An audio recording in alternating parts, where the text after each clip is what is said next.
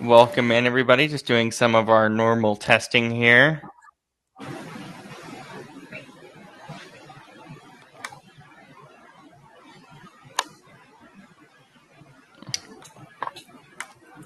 I'm good, bro. Are you? You're good? Good. I'm good as well. All right. Welcome to our live watch along of the Chargers and the Raiders. Before we get to the game scoop, the Bucks with a nice win, big final drive, but both of these offensive lines still look pretty shaky. I would agree with that. However, I think the fact that particularly Tampa Bay was able to look like that toward the end when it mattered, even with a shaky offensive line, I think tells you the fact that they could be looked at as particularly dangerous. We were asking last week on one of the episodes, kind of it was Philly and who else, basically. Some people were saying originally, some people were saying Washington, then they were saying maybe Green Bay. Detroit's kind of always hung in there. I think there's a real chance that we're putting Tampa Bay in that conversation at some point later this season. Yeah, I don't think right now we are, but I think down the line, absolutely we are. Yeah. And again, it all starts with your quarterback, right? And Baker, I'm sorry, I know people don't like him for one reason or another. Baker is one of the better big game quarterbacks I've seen. Again, we're talking about a guy who got to a new team and then 5 minutes later was winning a game with teammates whose names he didn't even know. It's. Did I miss something on the screen? No. I'm again. If I look away, obviously I have the game on the TV up here. But No, I totally understand. I just want. Gino's not looking good. I'm gonna be real. This is bad. Damn. This is not good for you, Scoop. No, I'm not. I'm not strongly rooting for the Chargers or the Raiders, but obviously the way I talk about Gino, it would be nice to see the Raiders win. And I am a fan of Coach Carroll, so. Yes, of course, we are too here down in the Seattle area. As for Houston, we're talking about the Bucks as a potential player in the NFC. As for Houston and the AFC, that offensive line is not good, and it's a huge problem. It's gigantic. It's a huge problem. The fact that they lost this game at home when they were favored by a field goal is a huge problem. It was a pretty close game for most of the time. Obviously, it was 14-10 Tampa at the half. No quarter no quarter even featured more than one touchdown by a team. And I just looking at the way that this Texans team looks, I really thought that last year was an aberration, and that we really got the real, maybe not the real C.J. Stroud, the previous year, but I at least thought that was going to be closer to what he was than his struggles last year. But and again, I'm not putting this loss entirely on C.J. Stroud, but he was only one pass completion over a 50% completion rating. You can't be doing that. How is he going to do anything when he doesn't have enough time? I get that's not everything. I agree with that. But I'm stressing about it. Yeah. It's not everything. But that being said, he actually took fewer sacks than Mayfield did, and I thought Tampa's line was not that much better or worse than was Houston's. I mean, they were massively injured. That's why I was going to give the Bucks a pass anyway. I will say the Buccaneers, obviously, as we saw, they were kind of helped. They easily where they really separated was having more of a run game than the Texans did. Both Irving and Rachaad White were better than anything that the Texans were putting up with either Chubb or C.J. Stroud or the few carries that Woody Marks got. And I don't know what happened, but aside from the one touchdown, when they got the ball to Nico Collins, he did good things with it, but it was actually getting the ball into his hands that was the problem all game. And when you have that type of an issue, it's like, again, I go back to Woody Marks had their biggest reception all game. It wasn't Collins. And I like the fact that this game was as competitive as it was. And obviously I love games that come down to the final drive or two when I don't have a strong, intense rooting interest in one or the other. Obviously I was rooting for Tampa, but I don't know. I saw more at the end that made me see Tampa as legitimate, and I didn't see the same in big moments that gave me the same flavor with Houston. And it's now becoming longer and longer since we saw. And again, I'm completely acknowledging the fact that it's not all on him, and that some of it's about what they put around him, and one thing or another. And as much as I love Coach Ryan's, obviously being a longtime former, not only a Texan back but also an Eagle back. But I also acknowledge the fact that he is a defensive head coach, and they are considered recently in this day and age to have or not have a disadvantage, but in general, sort of be at less of an advantage for quarterbacks than offensive-minded head coaches. Whether you agree with that or not, that's what a lot of people believe. So if that's the case, then there might be that factor. But the CJ Stroud thing, it's becoming longer and longer of time since we saw that CJ Stroud that really set everybody on fire when he first came out of the league. Yeah, it's definitely a concern. The weirder part is this division. The AFC South right now, the Colts are the best team in this division by a long shot, and it's kind of hilarious. I love that. I mean, like I said yesterday, I liked CJ. Try again. I liked Daniel Jones more than a decent amount of people did.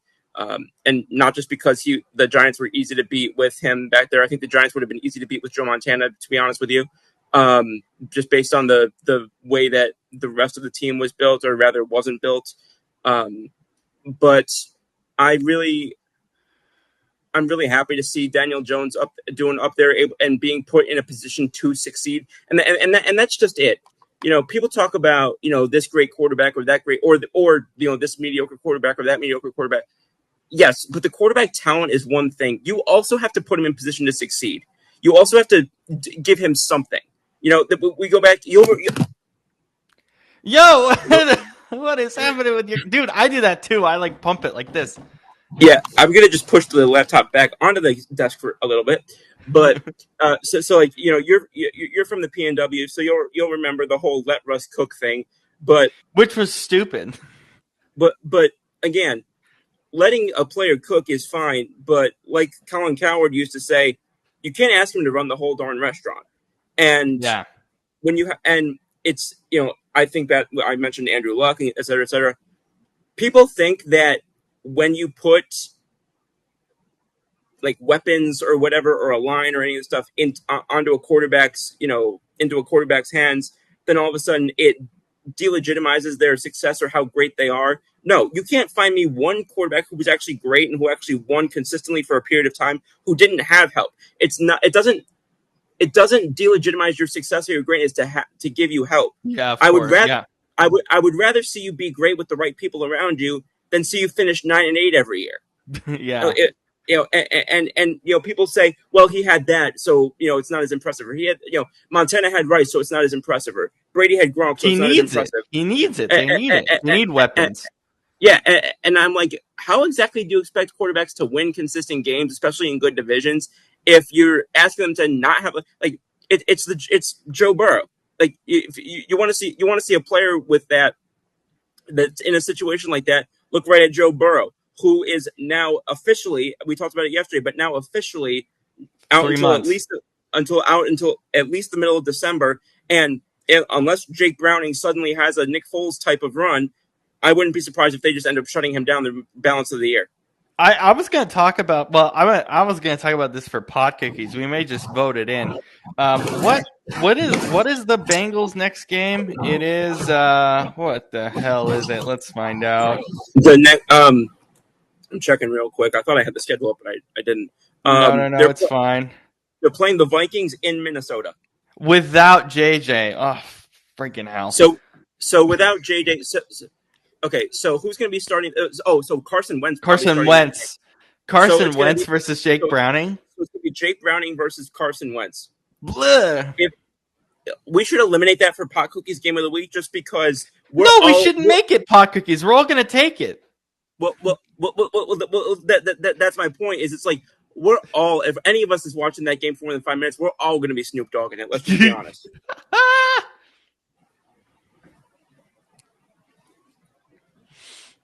Oh my God. Did I miss anything important? 3-3. What a thrilling start. Oh, it's only 7 minutes in. What do you expect? I will say, I like the Charger uniforms, but I also like Yeah. I'll also say this. I really want to go to Allegiant Stadium. That looks like a Oh, it's really beautiful. cool It's beautiful. It was awesome seeing it for the fight on Saturday. Yeah, y'all were posting that in the group chat, and I was like, I don't know what these guys were talking about. I felt like I was, Dude, it was good. It was a good card. I felt like I was a native Portuguese speaker, and you dropped me in the middle of Japan. Hi, Shane. Coming in at a weird time. How are you? How you doing, Coach?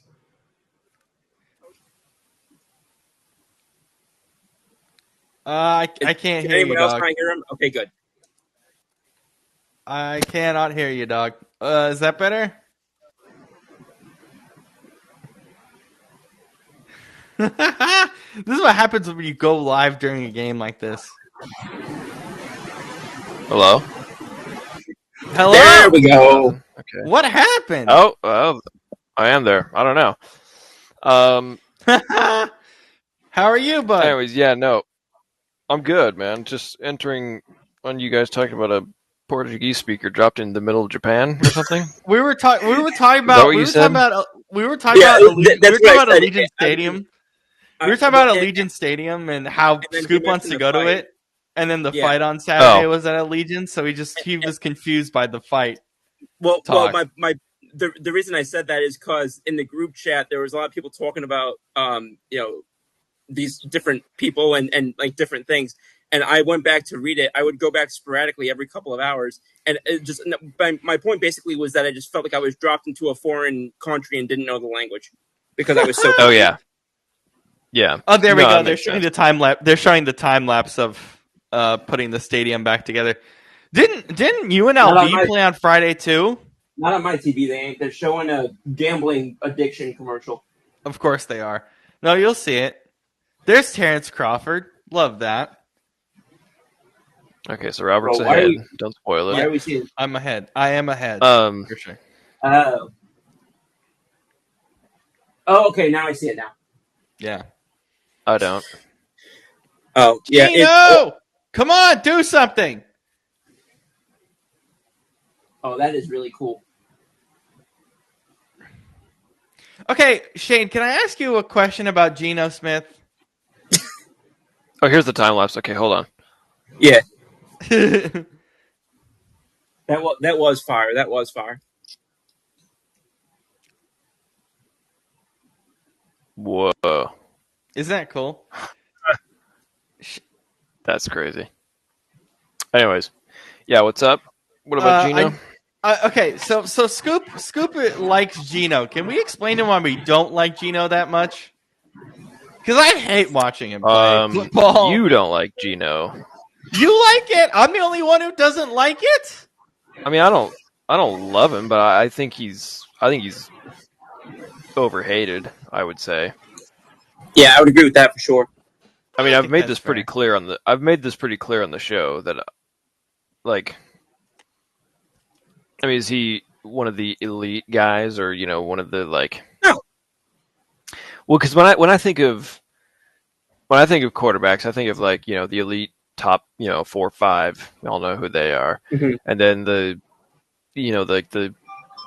second tier is like what I would consider franchise quarterback, like guys that I think you could win a Super Bowl with. And then there's the third tier, which is famously known as the Kirk Cousins tier, which will probably have to be changed to something else at some point. Where it's like probably can a guy stay that way because he's still in the league, but yeah, but he's not in his own tier anymore. So basically, it's just like a guy that is like who is a good starter, but like he's not going to reliably win you playoff games and stuff like that. And then there's like below that, there's like a bridge starter, fringe starters, and then like backups or unproven guys. So to me, and then there's Jake Browning. Well, Yeah. But I mean, being a Washington guy, I have a soft spot for Jake Browning. But in That's any fair. case, We were just talking about what Pot Cookie's game of the week is going to be this coming week. It's pretty easy. It's Jake Browning versus Carson Wentz. yeah. Although Jake Browning, I think, has been decent when he's played. I mean, he's not Joe Burrow by any means, but anyways. Yeah. But Gino, I mean, yeah, to me, he's always kind of, well, when I say always, I mean like in the last 3 or 4 years that he's been a starter. Yeah. He's kind of always been in that like 15, 16, 17 range as far as where I would rank him among NFL quarterbacks. Mm-hmm. I mean, he's not. Here's the thing. I think he's a guy where he doesn't have a very high ceiling, but I think his floor is higher than most. Like you kind of know, like that he's accurate, that he is, very. I mean, I think he's a lot quicker and just stronger, more athletic than people give him credit for. Yep. And he has, I mean, his arm. He does have a pretty strong. I mean, he fires it in there pretty good. And he's just, he's a good. He's a leader. He's a grown up. Guys, things that you want in a quarterback. I think just the only thing really for me that that kind of brings him down a little bit is just that he. I just don't always trust his decision making when he has the ball in his hands, and and the other thing is just I feel like in those like fourth quarter game on the line situations, I'm not saying he can't get it done because he has, but it's more often that he does not. So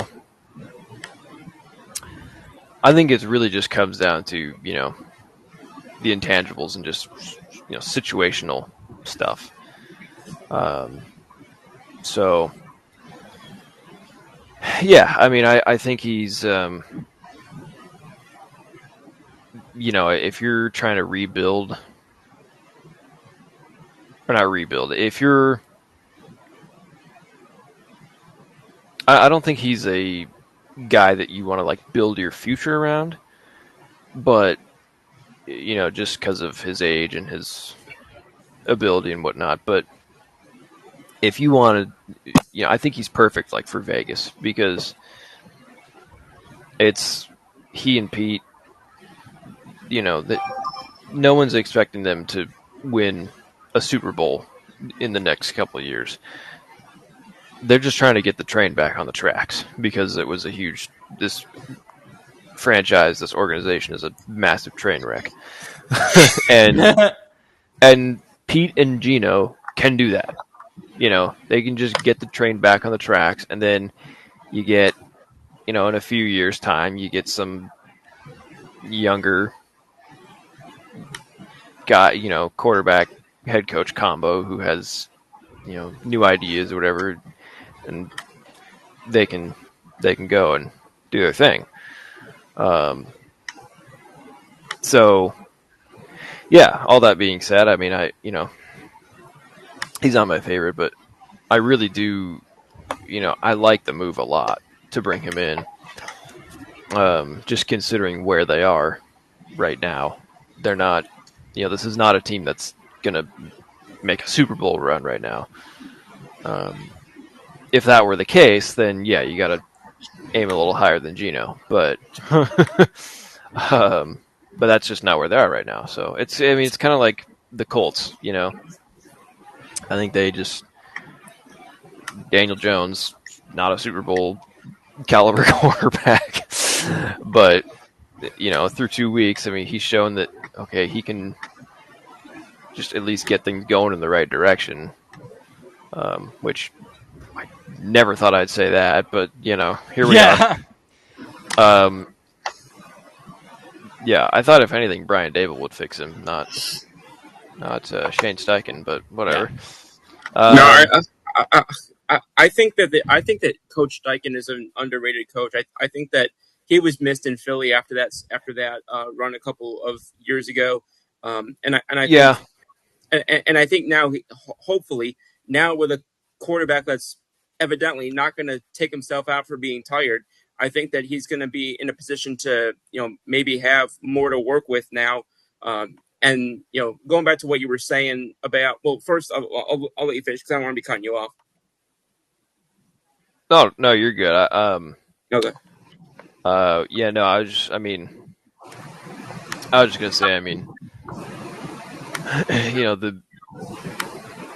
I think with Steichen, it's when I look at head coaches in the league, I consider four things, and these are, I've been between the time when I played for 6 years. I've coached for a few years now, and I've had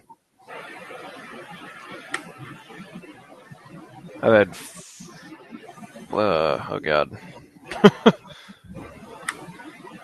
I've worked with 5 different head coaches in all that time, and there's 4 things that you look for, and how you can tell if they're going to be good or if they're not cut out for the job. Number 1 is, do you have knowledge of, X's and O's on your side of the ball? Clearly, Shane Steichen does. That is no question about that. Yeah. Number 2 is, do you get the most out of every guy, even Right. your third, fourth string practice squad players? Can you put them in the game and they still show up? Mm-hmm. Right. Not saying they have to be as good as the starter, but just can they be productive? Can that's number 2. Number 3, do they buy the locker room? Do they buy the team? Do they trust you? Do they buy into you? How do they feel about you? Whatever. And then number 4 is just, what kind of decisions are you making in the game, in critical situations? Stuff's on the line. What are you doing? Like, what's your decision? Do just how do you manage the game, basically? And so I think Shane Steichen does 3 of those things very well. But it's very widely noted that he does not. The players don't really buy into him as their guy. They know that he's obviously very smart, but he doesn't have the room. And I think that's his really his biggest downfall. You look around the NFL, I think there's really only 2 guys that do all 4 of those things right now. It's Andy Reid, Sean McVay. That's it. And in my time, let's see, between my 5 head coaches, I would say 2 of them have had that. It's obviously easier to achieve all those things when you're at a lower level, not in the NFL, but still, my current one I think is great. He's a first-year head coach, but I think he's excellent.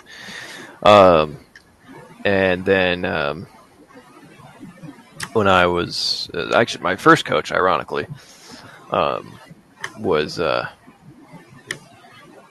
he was amazing. And There was just a great staff too that we had that year in the very beginning for me. Our defensive coordinator was Bill Pickle, who What a look him up, name! Scoop. Yeah, Hang on. I'm deaf because I know you didn't just say dill pickle. no, Bill Bill with a Bill B, Pickle. Bill Okay. Pickle. Okay. That is, by the way, just really quick, those are some absolutely atrocious penalties by the Raiders. Oh my god, that is bad. Holy smokes, that is awful. Oh my god. Was it? I only saw the motion. Was that illegal man downfield? There was 12 man on one of them. Okay. You'll see it. That's just awful. I only saw him do this. I thought that was illegal man downfield. I need Ashton Genty to get like 30 points for fantasy tonight. That's not gonna fucking happen. No, not unless he literally becomes Bugs Bunny. This coach looks like he don't want to be there. Yo, Pete Carroll with his gum is still hilarious. Especially on night games. Especially on prime time. Like, I think that's where it's the most hilarious.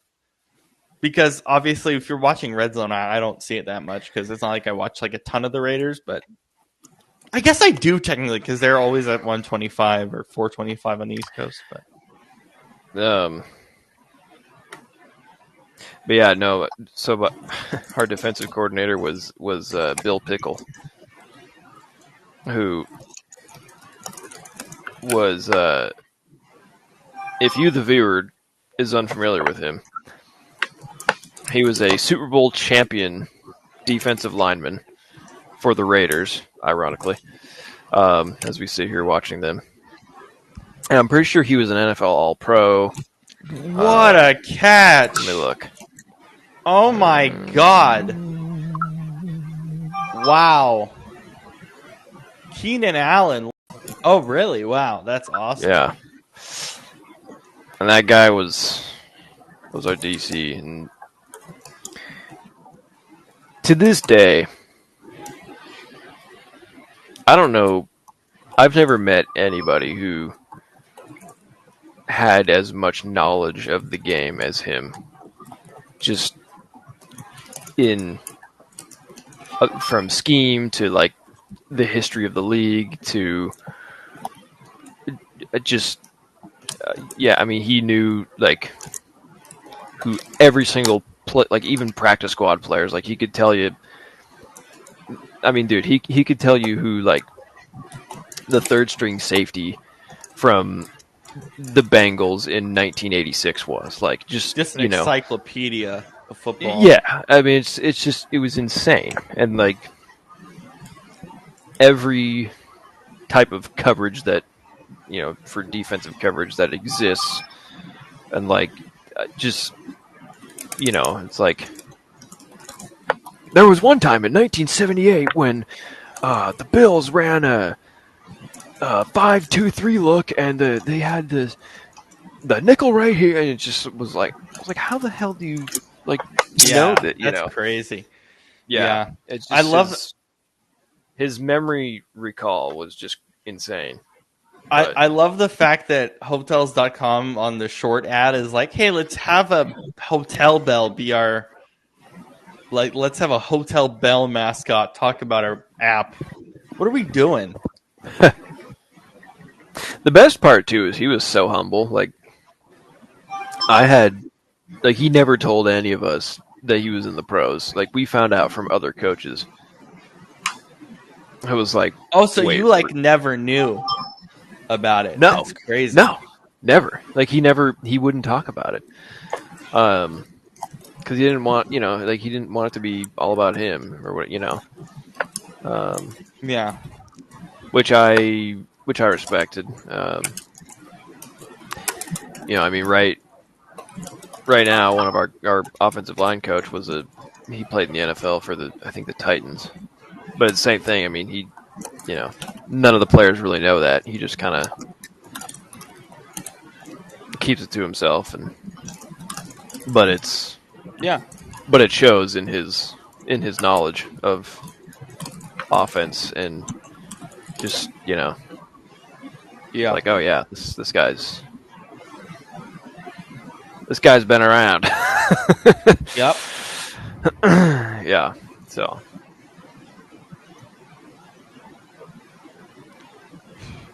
Shane, can you talk about the process of you making our shorts? Because I haven't. I don't think we've talked about this on air about how you make them. Those are fire. Those are absolute They're fire. so funny, man. thank you. I hope we get some good ones out of tonight and yesterday. I hope so. We'll see how the night goes. Last night in the first 90 seconds with my bottle of Pepsi, we had. Oh my god, dude! Yeah, I should. Yeah, we should do the bottle of Pepsi. That was hilarious. Why do you still have it? How have you not drank it yet? No, this is a different one. You finished. Okay. Oh my god! Did you finish the liter? Back up. You just said how have you not finished it, and then you went right to how you finished it already. You just completely contradicted yourself. Well, yeah, because wait. Did you finish a whole Pepsi bottle in one day? Oh no, I'd had that since Friday. Okay, because I was about because we were already questioning if you were gonna have a heart attack before the playoffs. I was gonna say you might have a heart attack before week 5. At this point. It was so funny. People were so concerned about my cardiac function. They didn't even be like Brandon was screaming on every Eagles play so loud that there was that all that went into my earphones or my whatever you want to call these. All that went into these was feedback. I couldn't understand the individual words that were being spoken. It was just one long sound. Because Brandon is one horrible Eagles loss away from cardiac arrest too. Both of you are. Yeah, I was gonna say Brandon yelling at the TV. That's unusual. That's very unusual. I'm gonna turn my background light soon. I'm just waiting for it to get really dark outside. Yeah, I've got. Say, it looks like there's fireworks going off in your room. I know because of these advertisements. All right, 1 second. Oh, that's fair. Actually, I think I can make my light different colors. I haven't tried it yet. I just got this. Well, that's fancy. I just got this light a week ago. Yeah, there we go. Now it's multicolored. Wow. The one thing I will say is that doing a watch long, it's kind of tough to like analyze the game in real time, but we'll do our best. Not that there's much to analyze. I'm glad this game's at least semi-ass. I was gonna say this has not been a game that I feel like I'm missing a ton by having to keep turning to my left. Yeah. Shane, are you excited for the Seahawks watch along in 6 weeks? Against the Titans? No. The Texans. Or Texans. Yeah.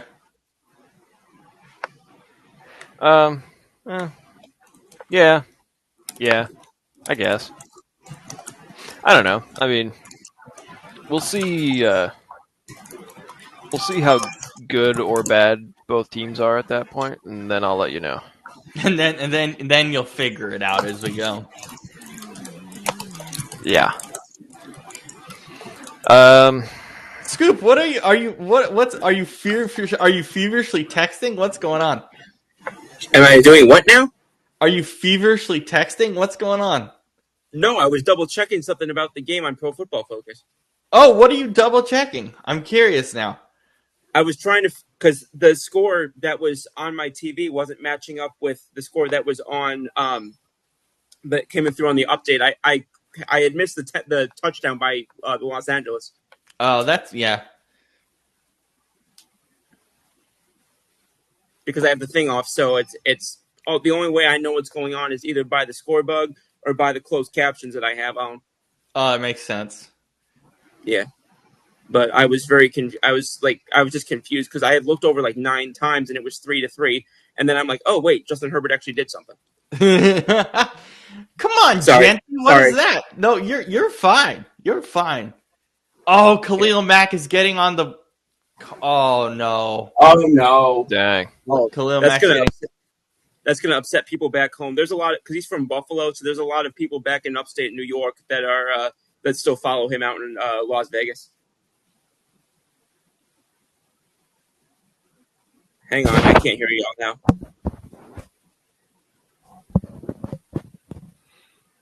Something ain't right.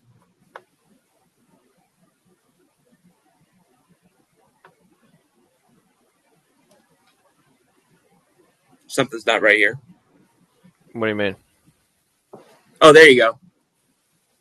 No, it's just Rob's lips are moving, but I can't hear him. Okay, so it's Robert, not you. Yeah. We can't hear you, Robert. No, it's like a Charlie Chaplin movie in here. Oh, Maybe I know Robert's why. I fixed it. There we go. I was gonna say maybe okay, Robert's talking crap about us. No. I was so confused. I know I'm deaf, but not that deaf. Dongle was moving. Oh, This little baby. No, I was gonna say, is Khalil Mack originally like from Buffalo, or did he just go to school in Buffalo?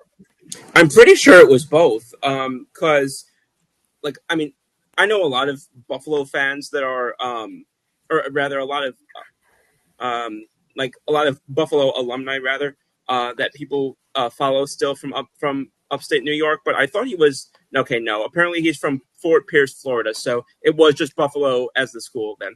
Yeah, that's still good. Big catch by Jacoby Myers there.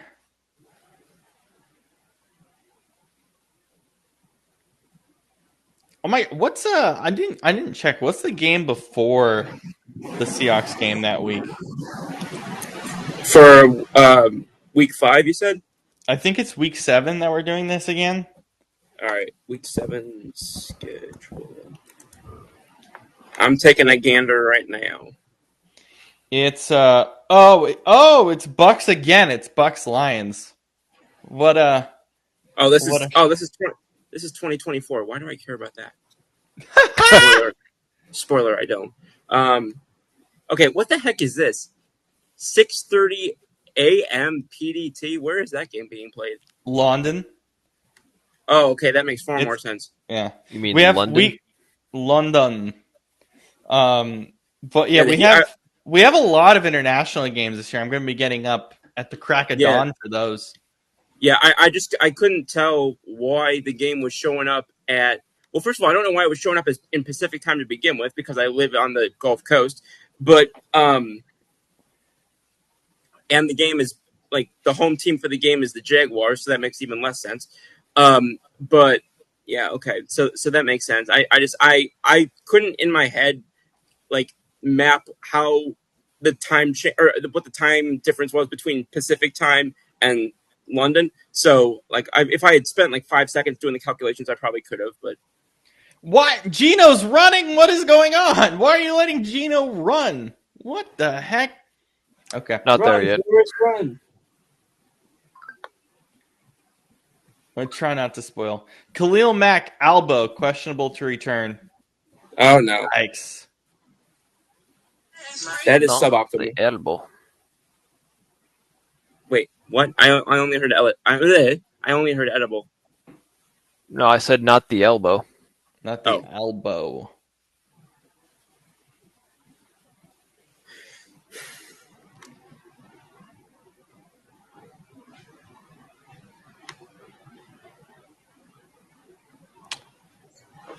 Okay. The Raiders are moving. I'm going to Vegas for the first time in my life next month. I'm very excited. What are you doing in Vegas? You just kicking it? The month after. No, I'm going to the. You got to help me. What's the name of the big concert venue? The Sphere? Out there? Thank you. Yeah, the Sphere. Yeah. I'm going to see the Zac Brown band out there. Oh my God, that's a fun one. That'd be I'm cool. excited. Yeah, that was my birthday gift from my family.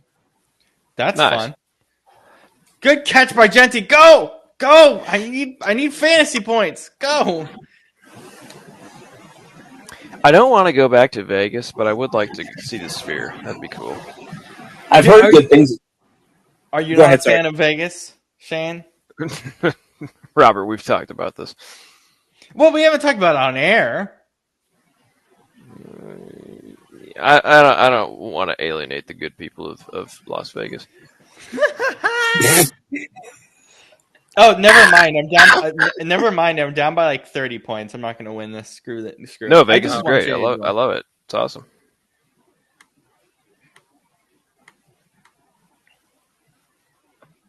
No, it's yeah. Excuse me.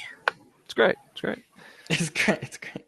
The only time, other than the times I have been to Vegas, I remember coming back from Romania and having lightning in Vegas because I had to take from Vegas to Seattle, which that flight Yeah. sucked. Jeez. Yeah. Any flight that I've had that's gone, so I've only flown into the West Coast or the West, like the western half of the country, 4 times. 2 of them were to San Diego, and 2 of them were to Phoenix, Arizona. And every flight that I've taken that's gone to those 4 places, oh my goodness, I felt like I was in a pinball machine. What did you fly? Spirit? Oh God, no! I don't remember. I don't remember what airline I flew, but I've nobody who that I know who's flown Spirit has had good things to say about it. Sorry, Spirit. No, But you have to apologize to a bankrupt company. We don't have to do that. yeah, but yeah, I went to San Diego twice, both for MLB winter meetings in their respective years, and then I went to see friends in Phoenix, Arizona twice. But every time I went out there, it was just the travel was just bonkers. What? Wait, what did you do at the MLB winter meetings? I was doing networking. I was trying to get into MLB media at the time, and I pretty much basically went there, dropped off my resumes to anybody who would take them, and did as much networking as I could. Was able to meet a decent number of people at MLB Network and in different organizations. Just kind of get my name out there, get myself in front of people, that type of thing. I actually. I was in the hotel where Garrett Cole signed his deal with the Yankees, and I got to see some people going out and like celebrating in the lobby. And I actually, can I tell a quick story on here? Of course, please. So y'all know who Jeff Passan is, right? Of course. Yeah. The legendary Jeff Passan. Yeah. So it was like 8 o'clock out there, and we were outside or out in the lobby, and I had seen Jeff Passan. So I tried to wave him down again, get into conversation with him, talk to him for about 2 or 3 minutes. And then I see his phone starts going bip it up, and he starts looking at it. It says, "I'm sorry, I got to cut this short, but keep your phone on. I got to go chase this down." And I was like, "Okay." And sure enough, about 20 minutes later, John Heyman actually had the breaking 9 years, whatever the deal was for Garrett Cole, and there was a lot of celebrating in that lobby that night. That's pretty awesome. That's pretty cool. Yeah, it's one of my favorite stories. That's funny. Scoop, That sounds about right. Scoop, I'm always curious what your liquid consumption is. So you have the Pepsi, and yeah, this ain't Pepsi though. This is your water.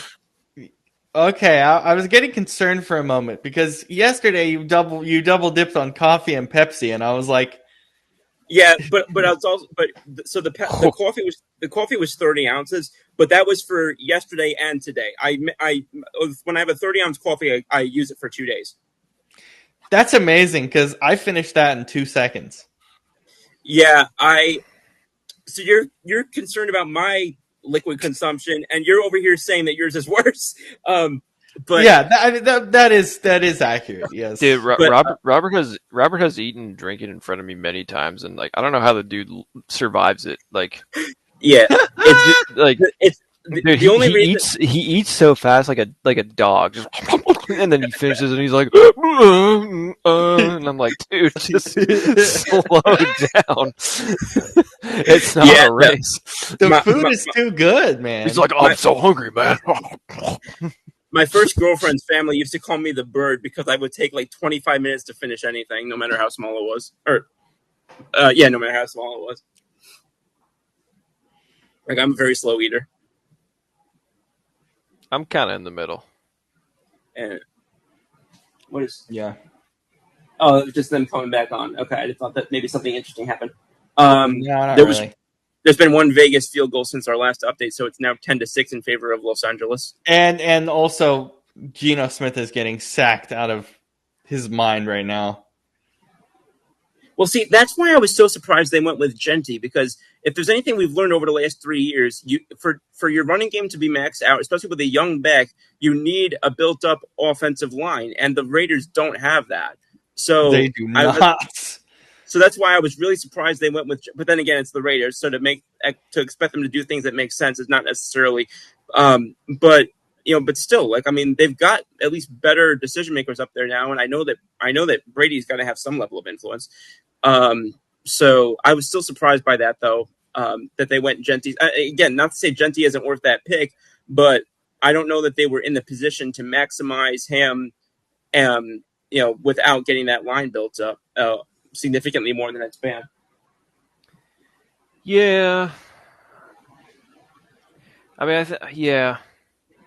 Wait, 24 players from free. Oh, okay.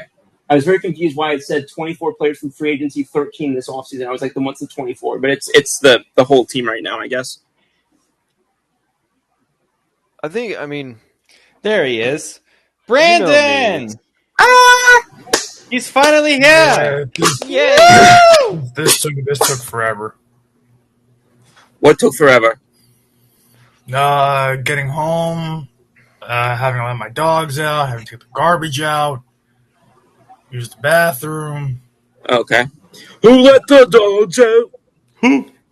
Can we sing that? The worst part is I'm gonna lose in fantasy because the Raiders don't want to use Jacoby Myers. So he got one catch. Are you seeing how bad? Multiple? Are you seeing how bad the Raiders' line is right now? Yeah, so bad. I mean, the Chargers' defense is nothing to write home about in general.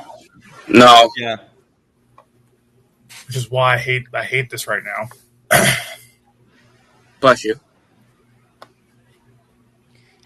That wasn't a sneeze. Oh, my bad. Brandon, how fast of an eater are you? I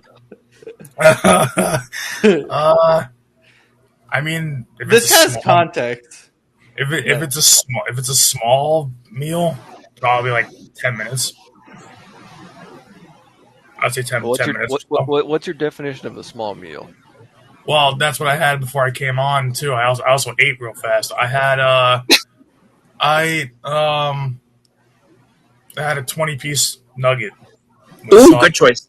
So what's from Sonic? No, from my job. Yeah, what sauce?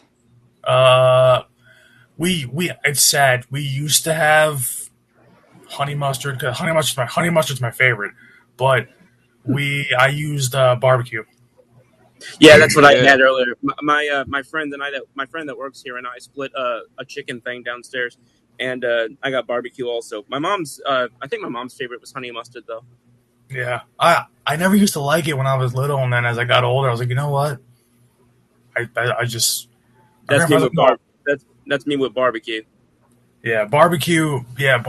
Like for me, my top three. I mean, like to me, if you still say your favorite sauce is ketchup, as an adult, you're under 18. Exactly. You need to grow up. Like you ranch. I just tried ranch. I just tried ranch for the first time a couple months ago, and it's now my favorite. Wait. How do you have ranch for the first time? Months ago. Scoop. Hang on. One person at a time. What were we saying, Rob? We're talking about. We're all concerned. How did you have ranch for the first time a few months ago? Oh, because I had not had it before then. Why? Yeah, I couldn't tell you. You just never happened upon. Hey, let me have some Hidden Valley Ranch. No. I'm gonna get Hidden Valley Ranch to sponsor this podcast and send all the merch to Scoop. Wait. They have merch? Yeah. I'll just send you 100 bottles of ranch. Oh God. Oh dear God. I don't know. Oh my God. I feel like 95 of those are going to go bad. Can we make it like the Duke's Mayo Bowl? The what? The Duke's Mayo Bowl? The what? The college football game, the Duke Mayo Bowl. See, I had Brandon, I had the opposite trajectory with honey mustard. I used to like it, now I don't. I don't know why. Hold on. That's interesting. Sad. It is strange. But anyways. What You are we guys- holding you guys- on for? No, have you like we should make it like the Duke's like a Duke's Mayo Bowl, where we take like a bunch of like, but not mayo obviously because Scoop has never had ranch or had ranch for the first time. Take a bunch of ranch, dump it into a tub, and then we just Gatorade shower him with the ranch. Oh Yes! dear God! Yes! Oh dear God! That sounds so gross. I'm gonna see if we can contact Hidden Valley Ranch. Let's make that our first sponsor. Oh I didn't think my skin could look any whiter than it already does. Jesus. You guys ever mix barbecue sauce and mayonnaise?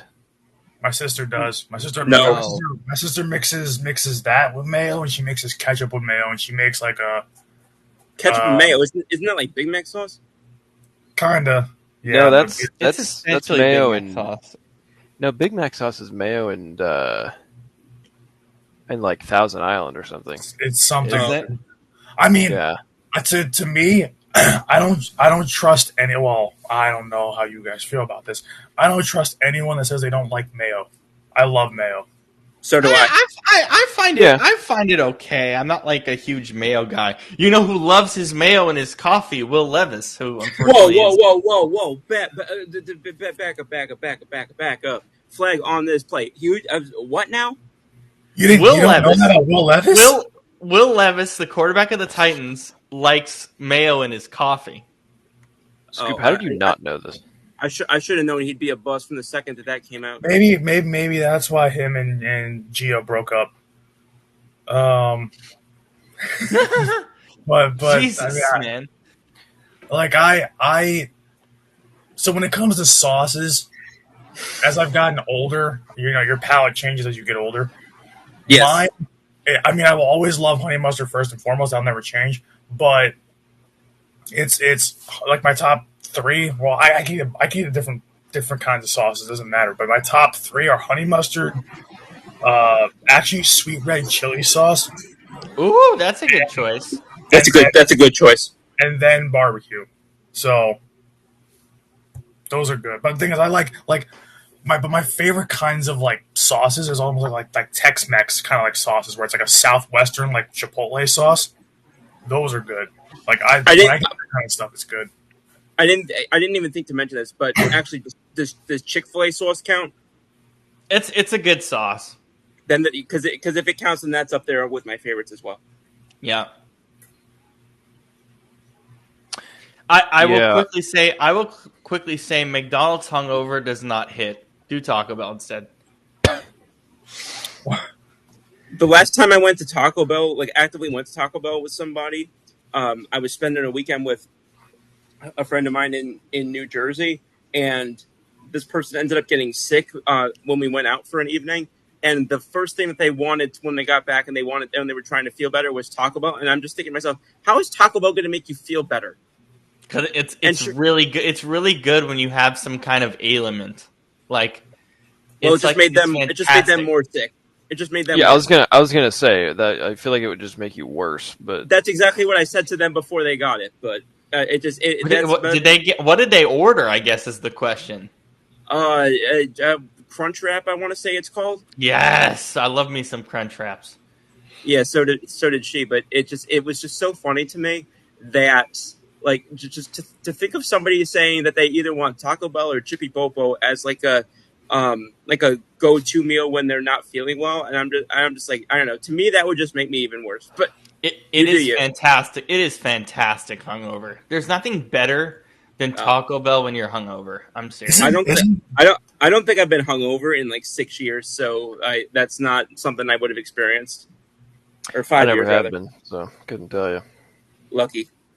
Just shot a bunch of raspberry vodka and go to Taco Bell. Good night. What? You know what's a great sauce that I love? What? Is huli huli, which is like essentially Hawaiian barbecue. I'm sorry, what? sauce. Oh, Huli okay. huli. No, It's I heard like- you. I just didn't know what that meant. It sounds. Oh, like gotcha. It sounds like a Pokemon. It does. But no, it's like it's so it has it has like because you know how barbecue sauce it's like the base it's basically ketchup, brown sugar, and honey. So like it has those three things, but then it also has like soy sauce and like a hint of pineapple juice in it. Ooh. It's so good. I need to find the sauce that we had in Portugal. It's just Portuguese hot sauce, but You just marinate like a Kahlua pig underground for like 3 days in it. Oh my gosh, that made me think of a story. So I was on another show for about 2 years over on the network where Brandon, Jay, and I now do What's the Scoop, and on the main shows, the two who kind of started the whole network, Kurt and his wife Jen, shout out to them. They were going to do like kind of renew their vows in Hawaii, and they were going to be going to a luau, and that was the first time I'd ever heard of Kahlua pork, because we were all doing a food segment as to seeing Kurt's the pickiest eater you'll ever meet in your life, and we were all basically taking bets on what he would eat and what he wouldn't eat, and then that's the first time I ever learned of Kahlua pork. It sounds good. He said he wouldn't eat it, but he also said that about like 98% of the things that we talked about. So see, I get being a picky eater as like a child. I don't understand being a picky eater as an adult. Yeah, no, this man's well into his 40s. Like I don't understand. Like, to me, when your palate doesn't change, like, now allergies are one thing, but when your palate does not change as an adult, it's like, listen, you like what you like, and that, a lot of things from your childhood you'll still like as you grow older. But like, yes, my God, expand your horizons, please. I'm like my mom now. I'm like Al Michaels. I hate vegetables. Hate them. Unless they're like in soup or something. Like, I just hate vegetables so much. See, there's certain veggies I still won't eat because or certain like seasonings I won't eat because it makes me gag. I physically can't eat it. Like, yeah, that's how I am with lettuce. That's why I don't put lettuce on anything. Oh yeah, it's why I don't eat it. Well, see, lettuce I'm fine with.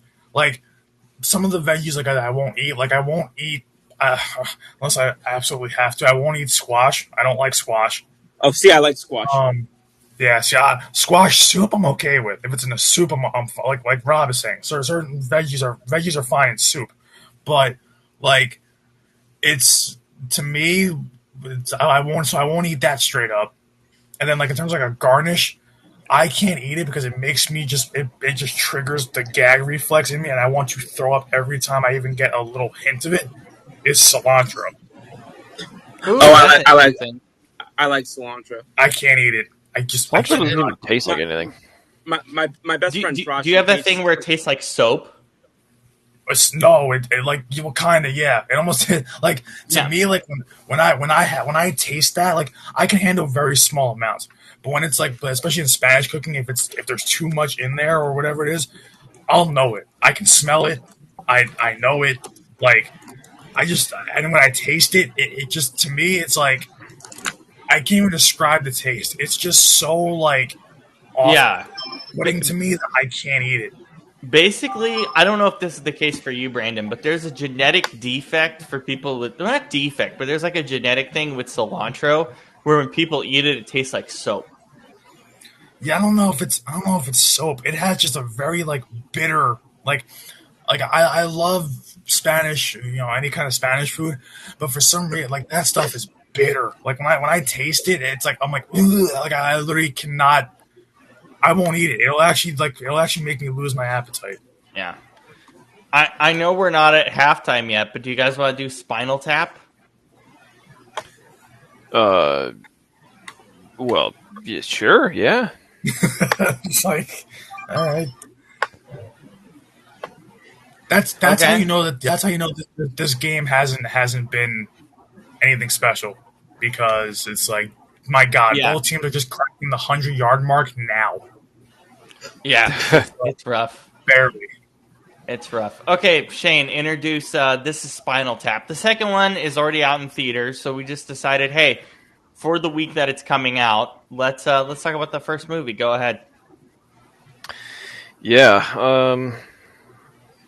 This is one that I've kind of wanted to do all 3 years that we've been doing this.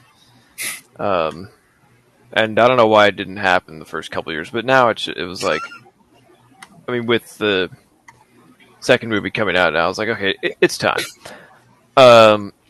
So we did Spinal Tap, or this is Spinal Tap, sorry. And if you are not familiar, it's basically it's what's called a mockumentary, which a lot of people don't know what that means. Basically, it's it's shot like a documentary, but it's completely made up. And so this is basically a fake documentary about kind of like a pretend rock band that is like, coming to its end, basically. And it's a comedy. It's hilarious. But I want to hear what you guys thought first. I mean, what's funny is, well, besides the movie itself, like I love the fact that because I've heard about it for so many years and I always wanted to watch it myself, but this was the first time like actually properly sitting down to watch it because I saw bits and pieces in the past, but with this, it's so funny because literally in just the first 5 minutes, I was throwing the quotes in the chat of just how ridiculously stupid it is. Like saying, yeah. Hey, can you read some of them because they're so funny? Well, I put the two in there where they said they don't have the facilities of Scotland Yard because they didn't figure out what happened to their other drummer. And yeah, they don't have the facilities of Scotland Yard. Yeah, they don't dust for vomit. Like that's I like the context of it is even funnier when you watch it, but it's or the whole thing of oh yeah, the one drummer spontaneously combusts, just poof. Where he's like, yeah, dozens of people spontaneously combust each year. It's just not widely reported. It's, it's just the insanity of it. But it's funny because there's a lot of rock band. This is why I love this kind of stuff because it's a pretend rock band. It's supposed to be funny, but it's also kind of a satire on rock culture. Yeah, which is funny. So it's how so many rock bands have 10,000 members, especially from that era, the 60s, 70s, whatnot, into the 80s. So many bands just didn't survive that era, and of course this one wasn't going to. But it's so funny. Every drummer had some sort of unfortunate accident. Then they asked the one drummer as he's sitting in the bathtub, they're like, "Are you afraid of giving this band's history of drummers what might happen to you?" He's like, "Well, if you think about it," he's like, "Well, someone's got to break the cycle." I'm paraphrasing. He's like, "Oh, someone's got to break the cycle, right?" He's law of averages, he said. He's like, "I'll take the law of averages." Yeah, law of averages. So yeah, based on law of averages, it should work out for me. And then it doesn't at the end. Yeah, it's also just it's funny because, well, the funny thing is between the the two friends that started the band, I just find it funny how, I'm pretty sure that the whole letting the girlfriend start to run the band, slowly over time, that is almost a direct reference to Yoko Ono and the Beatles. It feels like to me. Yeah. So yeah. So that's I always thought that was kind of funny. I'm like, oh yeah, I know where this is going. But honestly, you guys should watch your TVs. That was nasty. I wish I would have wrote down the song lyrics to some of the songs because they're actually kind of catchy despite being super funny. Dude, they are good. Yeah, they're actually not bad songs. They're actually pretty well done songs. For being a comedy rock. I'm watching it now. Oh my!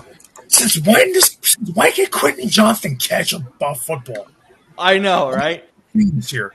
But yeah, well, I love just how this I think is this before Fran Drescher did The Nanny?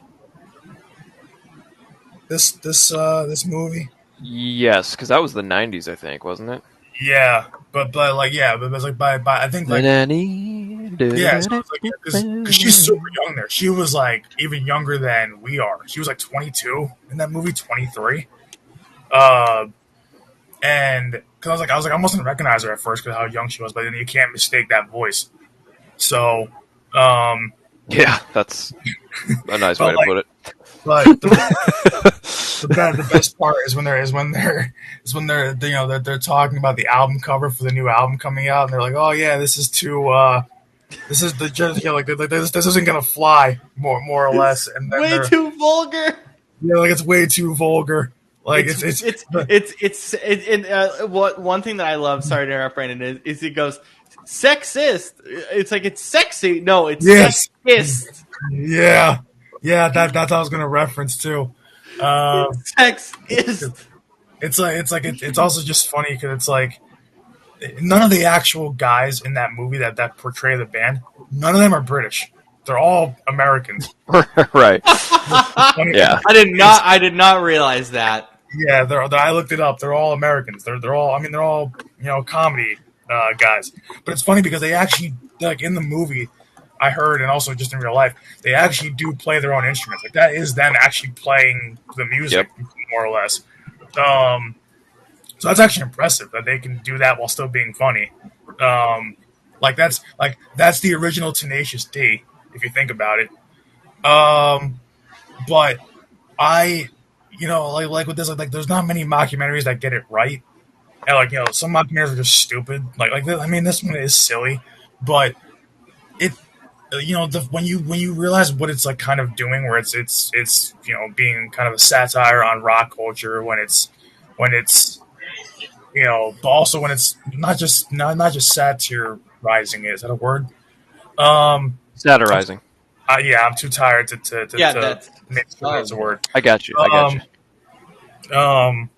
But when it's doing that, but also like in a way, also kind of showing it like behind the scenes, looking like no, bands do deal with this stuff behind the scenes, and this is also why a lot of bands do break up. But it's like because the general public always hears about bands breaking up, and we never really get an explanation why.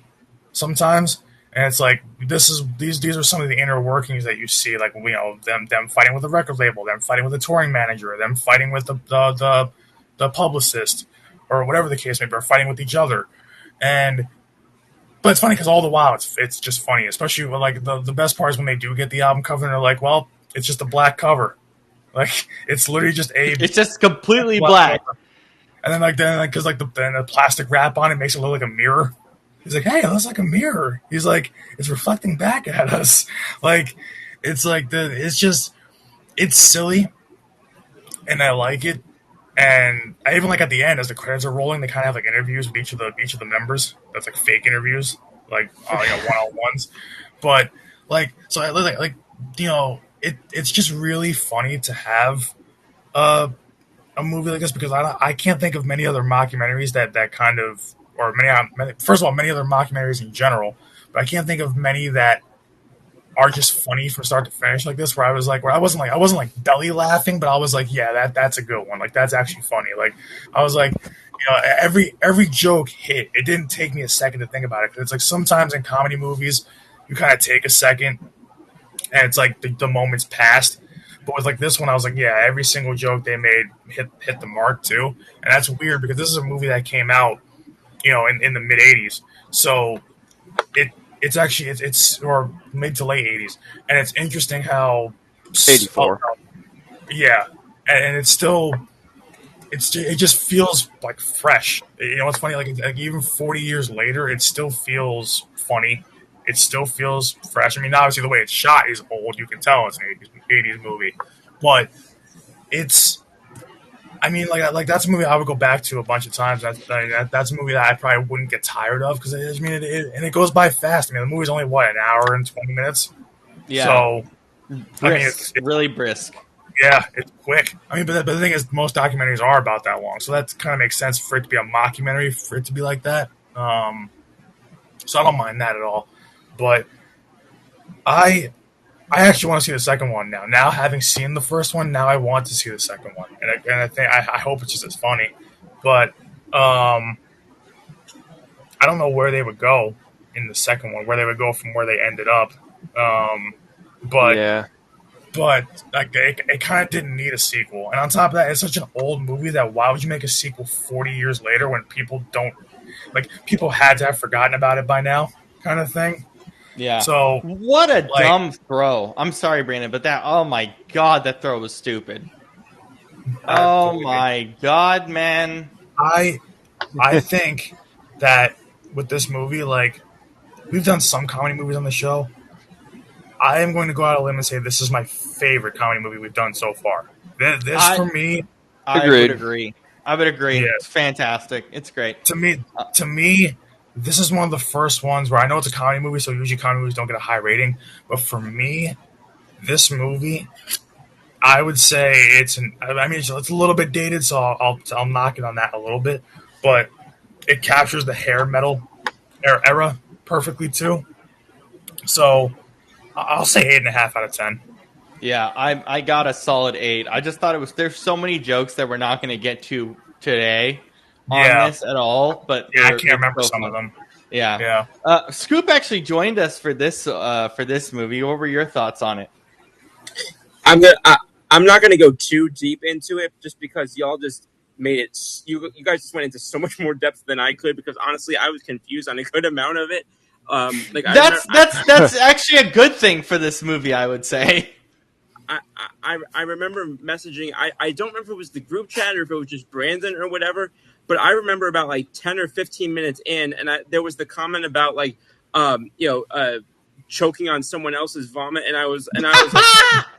I was like, I thought I was watching the wrong freaking movie because I Yeah. was so confused. Like it reminded me of I can't for the life of me remember the name of it, but I went to see it wasn't a mockumentary, but I went to see another movie a few years ago that was like it was a spoof type movie. I can't remember the name of it. It was something about like high school guys and things of that nature. And it reminded me of just the sort of just what world did I cross into when I'm watching this because this is not in any way like again so I don't have great analysis to follow that and I apologize but yeah I at once especially once I got to that point I was just thinking okay someone give me the cliff notes or something because this has me just so back and forth in terms of trying to understand what's going on and I didn't get some of the music references that some of y'all got so I apologize for that. What is your overall rating though of the film? Overall rating I'll I'll give it as I'll say 7.5 only because I was so confused and that's probably more of a me issue than the film issue. But I would say that like again I was laughing at a good amount of the goofiness of it, but like I didn't have like a whole uh you know I think you guys probably got some more of it than I did just because again and I don't know a lot. I didn't have a lot of like if you want to say the lore coming into this that like or the background into it that some of y'all probably did. So that's again just my opinion. I also I do agree that it's a little bit odd that they waited. I think it was 41 years to do this second one. I'm just thinking about how many people who were able to actually watch and if you want to say appreciate this one back in the 80s, how many people are gonna still have that memory and be able to build onto it with this one without going back and basically rewatching it again, which maybe they will even for just nostalgia purposes. But yeah, that definitely caught my attention. I did some research on it as well, and apparently apparently J.K. Rowling was kind of inspired by this for part of the Harry Potter series, which I found interesting. I guess there was something That's about. I guess it wild. was. Yeah, there was an interview she did about that where she talked about like the tormented nature of some of the characters and kind of overlapping that. Which again, I also haven't read Harry Potter, so I also am not particularly helpful there. But it did interest me that something so noteworthy had such a very unexpected connection on the back roads for just once I dug a little bit deeper trying to make the dots connect, which I think I just confused myself more. Mm-hmm. Can you guys hear me? Okay. Yeah. Roger, Good. Roger. Good. So for me, I just thought that I just thought it was super funny. There's moments. I put a link in the chat of some of them. I gotta find them again, but um, yeah, funniest moments. Let's see if I can even pull this up. Oh, Uh, actually, the one that comes to mind right off the top of my head. That's not. It's not a quote. But it's when they're popping out of the alien like shells on stage. Thank you. Yeah, that was the one I was looking for. Please go ahead on that. Yeah, and what is it? The bassist can't come out of the shell, and literally by the time he actually breaks out, if the song is over, he tries to get back in, and his arm gets caught in the thing. Like he's like, well, all right, like, or the running gag of how bands they go from the dressing room to the stage, but they get lost, so they They're end like, up like where do we go? swinging around the back. Yeah. Um, Oh my the god. alien part was so funny to me because they were like using a knife. They were like Yeah, trying to blowtorch. blowtorch. The blowtorch I wasn't expecting. You're Yeah, just it's making loud. It's making loud ass noises that you can't hear the music. Like, um, oh my god. what else is in here? Let's see. I think my favorite scene is when they're looking at his guitar collection, and Oh, And they're like, yeah. "Don't touch that! Don't touch that! That's never supposed to be used. Don't touch that!" no, it's just so funny. It's like, don't touch it. It's like, I was just pointing at. Well, don't point at it, okay? and is it, can I look at it? No, that's it. You've seen enough. Come here. and then, The accent then- is so funny. and then he. Or like when he's asking about the guitar, he's like, "Oh, what do you like about it?" Well, he's like, "Well, I like the sound of it." He's like, listen close. And he's like, "There's nothing. You're not playing it. There's nothing playing." He's like, "No, but if I was playing it, like it sounds good."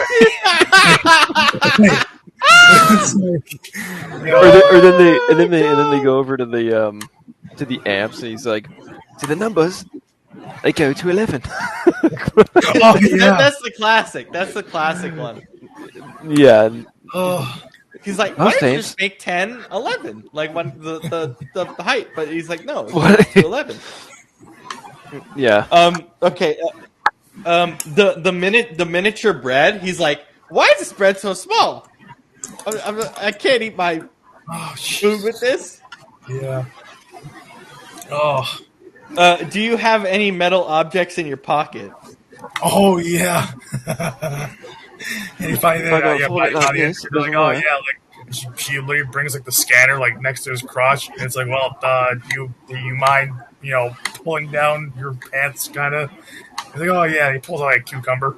It's like the weirdest thing. There's a lot of gags in this movie that are pretty funny. Yeah. Yeah. Let's see. I didn't really love the Love and Lost one. Do me a favor, just kick my ass, okay? Just kick it. Oh, Just kick it yeah. right in front of the store. Just kick it. God.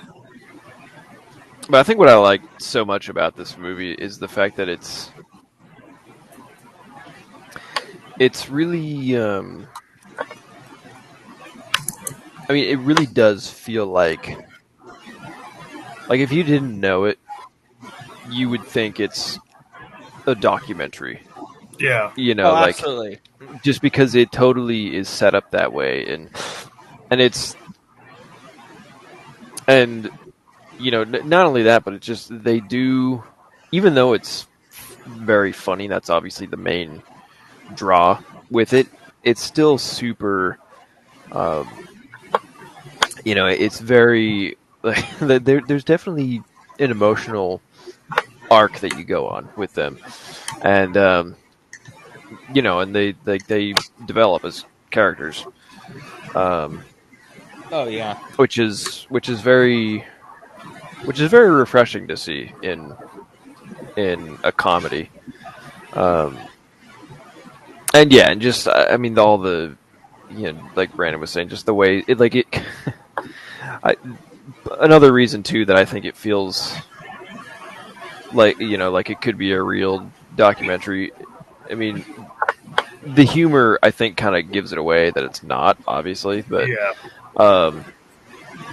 but like it does feel like a very very realistic story of that time period and just kind of that era, you know.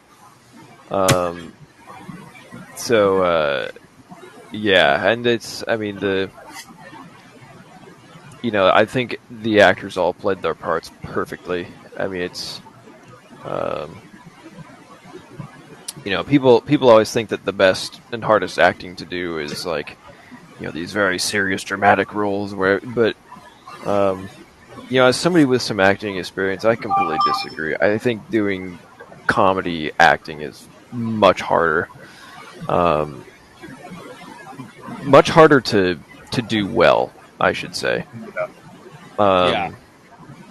And because I mean, if somebody's in a bad mood or whatever, it's like we can all kind of tell what that looks like. There are many different ways that whether you're sad, angry, whatever. There's different ways, but like we all recognize it. But humor is subjective, so it's different. You have to, anyways. But I think these guys all do great, and it's common we see British actors doing American accents. However, the opposite is very rare, because it's a much harder transition from American to English or whatever, as opposed to going from British to American, because the American accent, fun fact, is how we originally talked, and then the English accent came from that, not the other way around. Or it evolved from that, which people always think the British accent came first. No. Yeah, I did. Take that, England. America. America. Yeah, the Brits used to sound like us. But anyways, so yeah, but no, yeah. The other thing is, sorry, Shane, go ahead. I was gonna say, to me, I would say this is probably an A minus. I think the only real downside for me is just that, just because it's so. There are times, it's definitely very like unstructured, kind of, almost experimental in its approach, and you can see it. And that's not necessarily a bad thing. It just sometimes it leads to the pacing feeling kind of off. But I mean, otherwise, I really have no complaints. So, yeah. Yeah. The other thing I was going to mention was Stonehenge. It's only 18 inches high, but it's supposed to be bigger. That one was excellent. Well, there's the, what is it, towards the end of the movie, the best part is where like when they're starting to realize that their popularity is declining, but it's like they're still kind of delusional, like living in their rock and roll delusion, and it's like, I forget what was it. They're like, oh yeah, we got a big festival crowd out there, we gotta go, and literally they're playing to like a theme park crowd of like 20 people. Like, after a puppet show. Oh God, yeah. They're like yeah, we're gonna try out our jazz number, and they're like playing like a almost like a jazz rock song, and the crowd's like booing and going like this, like it's pretty good. But like there's certain things that still hold up pretty well. They're still like comedic timing wise are very funny in this movie. Yeah. Yeah. Adam here in the chat is asking Scoop, why is Hampton about to run for 100 yards? Dude's kind of killing it right now. That's not hard against the Raiders defense. Yeah, and again, we were talking earlier about the disparity between the running games and the respective offensive lines. And I think that whatever you think about the line that LA boasts, I think it is definitely more built up. I would say decently than that of the Raiders. I think they could use some more work on the interior, but I still would take most of the guys that the Raiders have on offensive line over the Chargers have over the Raiders. Yeah, definitely. See if he gets better here in the second half, but yeah, probably Did not. you guys early in the show talk about Burrow being done for 3 months? We Very could, we could, very briefly. Yeah, how we could, how he's this generation's Andrew Luck. yeah, we could talk about it more heavily if you want, Brandon. What are your overall thoughts? No, I I see like the two sides of the coin. Everybody's like, oh, he's made of glass, and everybody's like, well, it's one thing to be made of. Here's the thing: it's one thing to be made of glass, like to always get hurt just off of weird things, but he's getting pummeled behind that offensive line, and he has been getting pummeled since he came into the league, and it's. And it's only going to get worse as he gets older. So literally, he could. And we were talking about this yesterday on the show, last night on the show too. We even said he could end up being like Andrew Luck, where he's like, I've just had enough. Enough is enough. And honestly, if I'm him at this point, I'm literally going directly to my GM and ownership, saying like, get me an offensive line, or I will retire. Oh, I would have done that last offseason. But now, because it's like if they haven't done it now, it's not disrespectful to ask for help, and it's like we talk about Justin Herbert, we always talk about he needs help. It's like, but Justin Herbert also underperforms. Joe Burrow always shows up. The problem is, the problem is his defense doesn't, and his offensive line definitely doesn't. His offensive line is made up of guys that were bagging groceries at my job 2 weeks ago. So, it's ridiculous that you are surrounding a franchise quarterback with that much talent, with that quarterback with that much just pure talent, and you are giving him a bunch of traffic cones to block for him. Yeah, and Adam's right that Burrow doesn't really show up in the first month of the season, but that entire Bengals team doesn't really show up in September anyway. But nobody does. The first month of the season, no one really does. They're still in Cancun. Yeah, they're still in Cancun. We've always said the first month of the season is extended preseason for the starters, because it is. Those first 4 games are extended preseason for the starters. So, especially when you got coaches like McVay now, who straight up don't play a lot of their guys in the preseason. Yeah. Well, yeah. With Herbert, some of it is matchup dependent too, because the Chargers are freaking playing the Raiders this week. But I don't think anybody really does anyway. Herbert's definitely better in September, but as Brandon said, everyone's still kind of figuring things out. Yeah. Here's a question. Never mind. Go ahead. No, because it'll lead to something else entirely. So just finish your thought. Yeah, I was gonna say it's funny. It's like the one thing I will say that's intriguing is Jordan Love is playing the way he is now.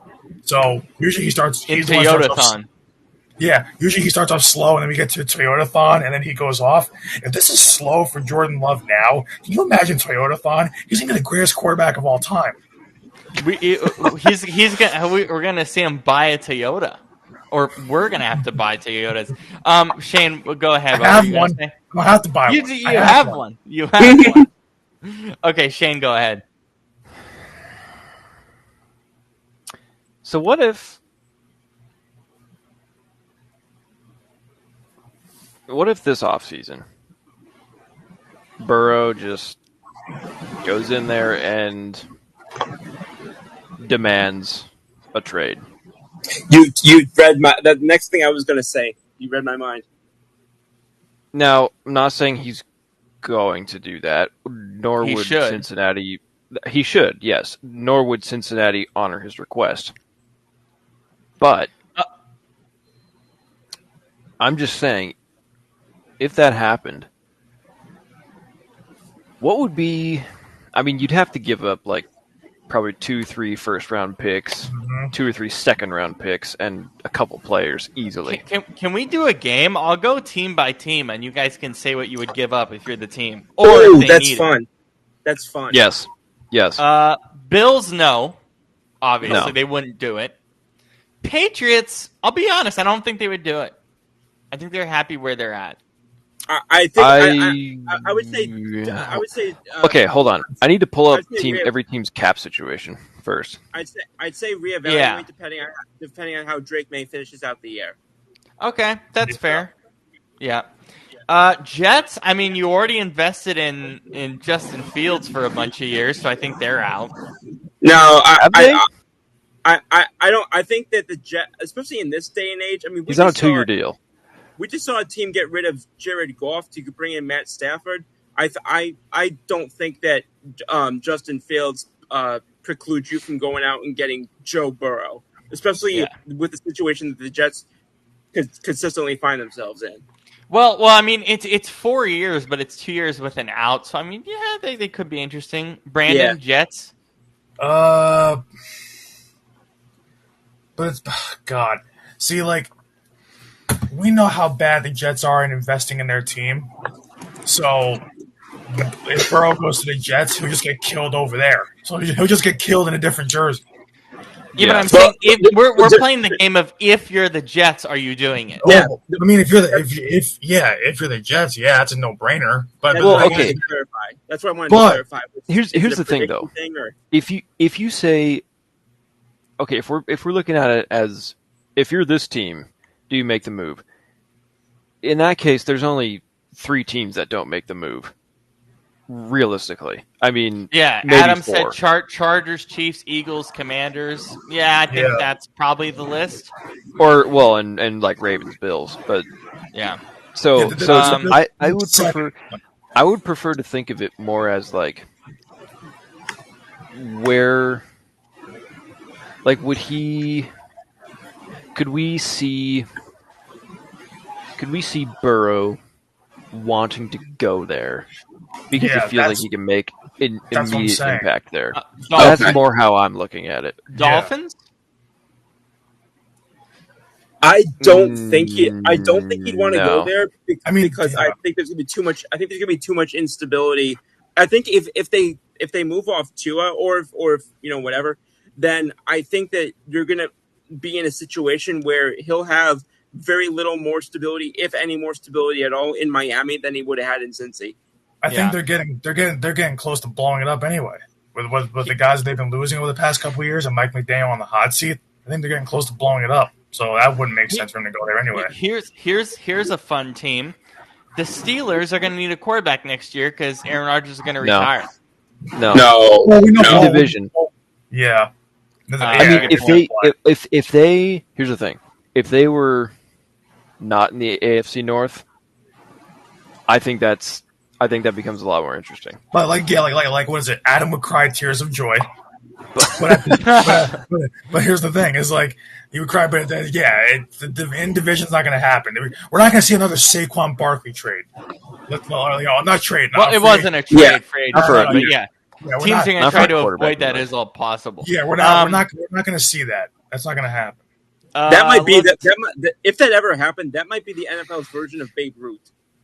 Yeah. I think I'm just looking at a list of all the teams right now. I think realistically, there's only one spot in the league where it's like he would go there and they would maybe want to bring him in as a starter and he would go there and make an immediate impact and like they would be competitive. I think it's the Minnesota Vikings. They wouldn't do it though. They wouldn't do it. I think they liked you. They really want to see JJ. 49ers, I don't know. 49ers, they already have too much money tied up. Here's the thing. If, let's say, JJ, he comes back from this injury and he sucks the rest of the season. I mean, he's played 2 games. He's had 1 good quarter and 7 shitty quarters. All right, let's say he continues to not be good. I mean, we've seen people in this league move on from guys very. 49ers traded away 2 firsts to get Trey Lance. They moved on from him after a game and a half. Like that is true. I mean, it's like, I think if oh my God, Raiders! It's 4th and 2. Oh my God, guys, we might get off early tonight because this is awful. I'm just trying to think of who else there would be, because like Washington. I'm looking at this right now, and there's a couple teams that come to my mind as I'm looking, because I'm on Over the Cap, and I'm looking at the caps or the wake up contract situation, the contract situation for every team at quarterback, and there are 2 teams that jump out to me, and I'm looking at as that could be interesting. There's one other that I'm looking at. Okay. Seattle. Okay. Seattle. Would Seattle do it? I mean, I love Jalen Milroe, but you're not foregoing a chance at Joe Burrow because of Jalen Milroe. Yeah. And the other one that I would have said, people forget, they restructured his contract this past offseason. They maneuvered his money a little bit, so they give him more money, but they get out of the contract earlier.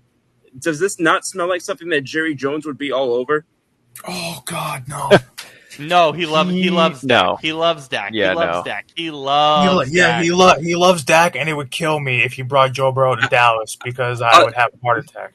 Plus, I don't think I don't think Burrow would want anything to do with them. Yeah, no, I don't think so That either. is also true. Yeah, but no, Jerry thinks Dak is the best quarterback in the league. I'm gonna be real honest with you. But at the same time, in my mind, there's got to be a reason why they gave him more money to have a shorter period of time commitment. That's just because they have to sign everybody else. They signed a corner and an offensive lineman over the past week. Yeah, I agree with you. I just for some reason, when this came up, my brain was thinking that I could just, and again, he's Joe Burrow. We know he's got a little bit of that, whether you want to say attitude or kind of just that puff your chest out type of thing. To me, that's a very Dallas thing, especially after playing 7-8 years or 6 years, for the cheapest and smallest market team in the NFL. I could really see a team that suddenly offers that much opportunity. I could really see that appealing to Joe Burrow. Shane, who do you have in mind? I just realized another team. How did we not see this earlier? Their quarterback's probably going to retire either this year or next, something. The Rams. Yeah. Oh, I didn't even think of that one. The Rams have a lot of money tied up. Totally. But the thing is, after this year, I think their cap space for next year is a ton. They have a ton. They are. They're 12th in cap. Top 5 in cap, So right? they're fine. Yeah. They're 12th right now, and they'll be higher. So yeah, they're fine. And it's what, Joe Cool or whatever. It's like very LA, and Zach Taylor is a Sean McVay disciple, so like, do what you will with that. Here's my other thought. My other thought is Jacksonville. I was thinking, but this game is just to make sure I understand. This game's about where he'd want to go, right? Why on God's green earth would he want to go to Jacksonville? Jacksonville is the second most appealing, or the third most appealing team in Florida. That is true. Yeah. Yeah. I thought about it, given the kind of pieces. They're getting older, but the kind of pieces they have on defense, and then the kind of pieces, like the couple things that he would have to work with on offense. I don't know if their offensive line is any good, but they've got a good running back. They have a good, or potentially a good wide receiver if he becomes a good wide receiver. They have a great superstar tight end. I was thinking, I don't think he'd want to go there, but just based off what they have, it could make sense. Is Arizona? Yeah, but they're. I mean, are they that committed to Kyler? I don't. I mean, they're pretty I don't much think not. they But I are. don't think so. But they're No. not. But they're contractually heavily obligated to him. But yeah, I have one more team in mind. go ahead. They just brought over one of the they just brought over one of the hottest names in young offensive head coaching that we've had in recent memory. Somebody who was turning down jobs left and right until he got the one he wanted. They've been building up that roster nicely in terms of weapons and defense and even the lines now. A lot of people love their quarterback, but a lot of people like myself.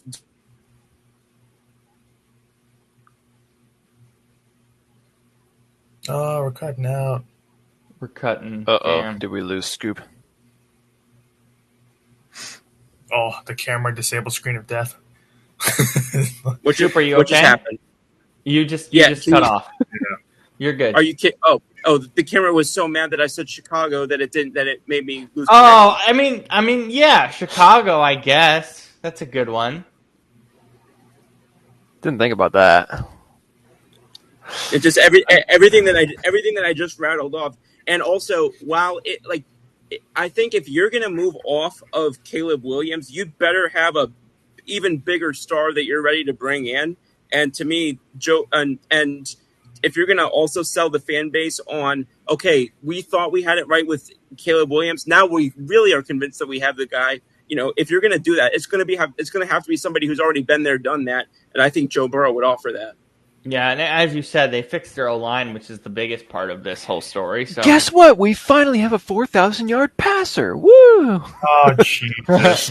Well, the only thing is, would the Bears be able to afford that because they have they have a lot of cap tied up right now. Yeah, because they've got less than $10 million in cap space right now. So yeah. That's what I'm trying to think if they'd be able to even afford it. Because by next year, it's not even any better. Next year, their cap space goes down. Next year, their cap space goes down to $5.4 million. So, Yeah. Let me see. Well, what's his cap number next year? It's like 48 For Burrow, I think so. Yeah. So the teams there. So I'll just work from this. The teams that have effective cap space of that or more, which we assume that they have to have more, for next year would be the Chargers, definitely not. The Raiders, the Titans, the Rams, the Seahawks. So the Seahawks, I know most of us talked about. The Rams, I know were brought up. The Titans, I assume they're not going to be out on I almost said Will Levis. Out on someone help me here, please. Cam Ward. Thank you. I assume they're not going to be out on Cam Ward after one season unless he wildly craps the bed. Which he's not. Cam Ward looks great right now, by the way. Yeah. He looks really good. So if I'm just looking at the teams that are in that top 5-ish of effective cap space next year, it's the Chargers, the Raiders, the Titans, Seahawks. To me, the Seahawks wildly make the most sense of those 5. Yeah, I would say so. Basically the NFC West. Rams. Especially because if Stafford leaves, I think that McVay goes out the door right behind him, I think. Yeah, I think McVay is getting close to wanting to do broadcasting. So, which sucks because he's a great coach. He is fantastic. But at the same time, get out of my division. If you have somebody like Sean Payton who can come back at his age for a whole second act, I don't think that just because he would step away from the game now, I don't think that means necessarily that McVay's career No. I think it would just be a John Gruden type thing, like just goes and does that for a few years and then comes back. Yeah, this game is just only to chill for a bit. We're only halfway through the third. I feel like this game's been going on for 5 hours. Yep. Yeah, no kidding. We finally got a Brock Bowers catch. Was only one catch for Jacoby Myers. My fantasy night's ruined. And the Chargers don't have a defense, so good Lord. So you're saying this game might get good? I No. hope, for fantasy purposes, I hope. I need Jacoby Myers to do something. I'll spoil you right now. He just got another catch. Yeah, I'm gonna see it right now. I'm behind. That's not enough. I need a touchdown. Damn it! I need real points. I can't handle just one catch. I need real points. I'm losing to Dicker the kicker right now. Dicker the kicker.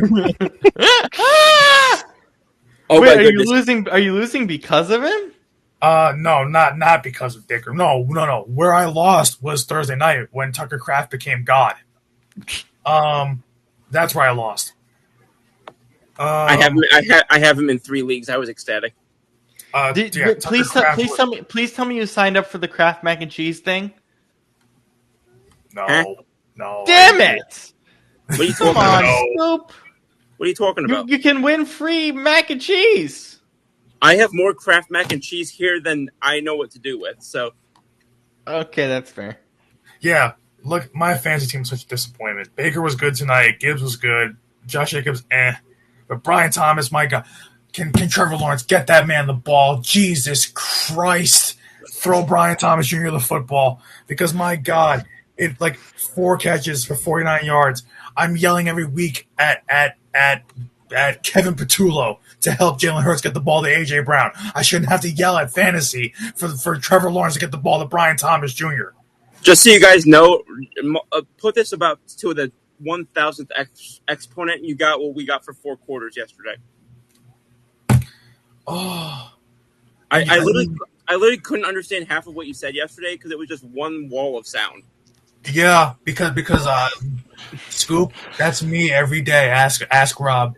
Yeah, the thing is, I can somewhat understand it. Somewhat, you have to learn to understand it. He speaks Brandon. Yes. No, it was just funny that everyone was concerned about my cardiac health, and I was watching this unfold the whole time. Yeah, Brandon, we're concerned about your cardiac health too. People tell me all the time, "Oh, you need BetterHelp.com." No, listen, I live not just for football. I live for sports. Sports is my life. It's why I wasn't talking about your mental health. I was saying about your cardiac health. No, that's a part of it too. Just people are always like, "Oh yeah, you need to calm down." Like, listen, I will be calm when my teams win. I am like Jalen Hurts. Keep the main thing the main thing. Well, here's the thing, Brandon. You were screaming like crazy when you won the Super Bowl anyway. So, what's so funny? He said, "I'll be calm when we win." Bro, the game before that was the Super Bowl, which we won, and you weren't calm. No, you know what's funny? That was the most calm I've ever been watching an Eagles game because it was an ass whooping. That game was over at halftime. I did not care at that point. It was over in the first quarter. See, I literally that whole game, especially when the defense kind of went onto their back legs in the fourth, that whole game I was like, I don't care. I saw what happened with Brady multiple times. I am not going to assume that this game's out of Mahomes' hands until the final, clock dripping I down. was different. Usually I'm like that, but I was different. I was like, yeah, that's over. Once we got to 40, I'm like, yeah, that's it. Done. Actually, no, not even 40. Once we got to, was that 34 when Hurts threw the dagger to Smith? I'm like, yeah, that'll do it. Yeah. Oh my God. That was me too. When Smith got that touchdown, I was like, yep, that's game.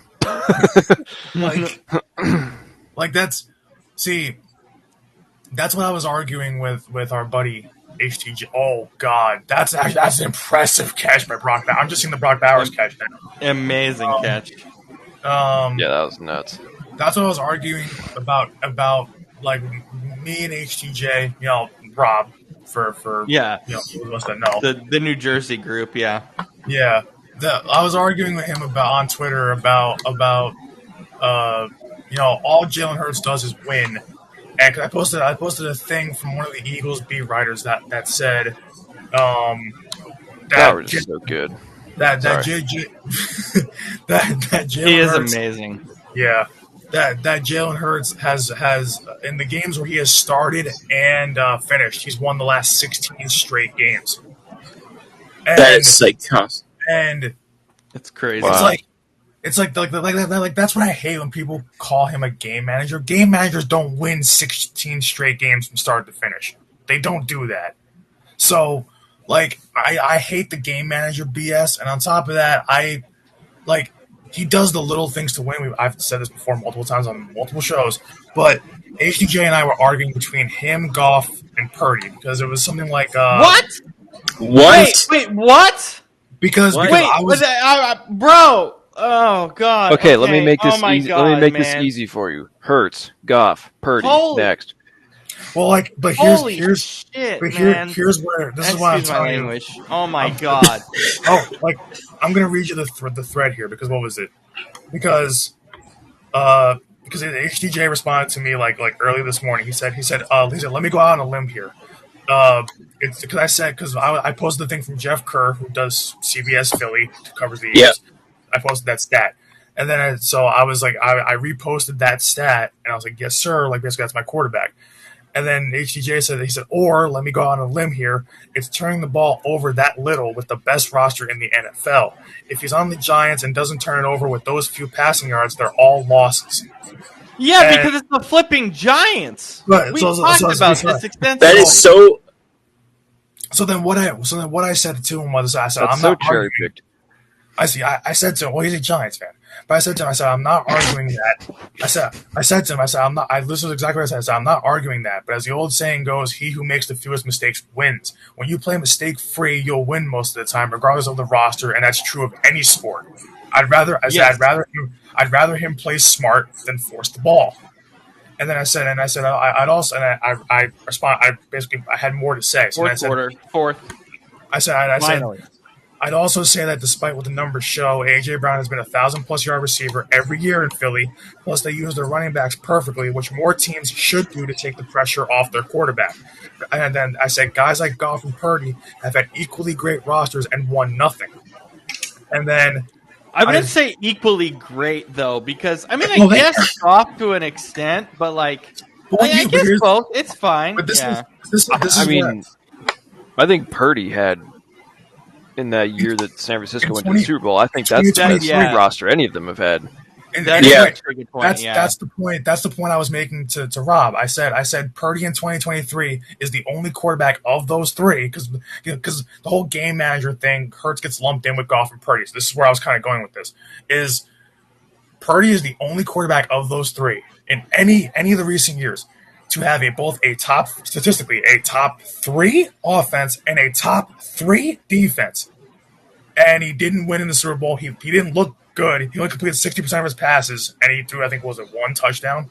So it's like he didn't show out against the Chiefs. The Chiefs didn't score a ton, and the Chiefs made him look like a game managing quarterback. Then you get to this is why I get on Goff. Goff's defenses have not been good, yes, but in the playoffs, if you look at all the games you look at that Rams Super Bowl, he had a top 2 offense in the league. That defense was somewhere in the middle. But here's the thing: they gave up 10 points, or was it 13 points to the Patriots? You know what Goff did in that Super Bowl? Nothing. His numbers were trash. He did nothing. He got boxed. He literally looked like a game manager. Then you get to the Detroit era. His defenses weren't great. But when you look at the playoff games, look at what he did against the Commanders. He threw 3-4 picks. That lost him the game, not their defense. His interceptions lost them the game, especially multiple in the red zone. So that's not the defense's fault. And then the game against the Niners, where they were up by 17, they scored 7 points in the second half. They lost the game.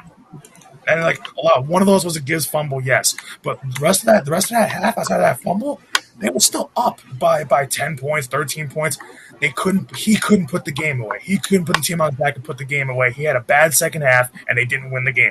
All those are Goff's fault. It's not the defense. All those are his fault. Just like with Purdy. The Super Bowl, his fault. The defense did their job. I would argue the NFC Championship against San Francisco was on Dan Campbell, not Goff. He made some really stupid decisions on 4th down as far as going for it versus taking a field goal. Yeah. If they there were a few chances where they could have taken a field goal, and had they done that, they would have won. Yeah. More likely than not. But I know what you mean.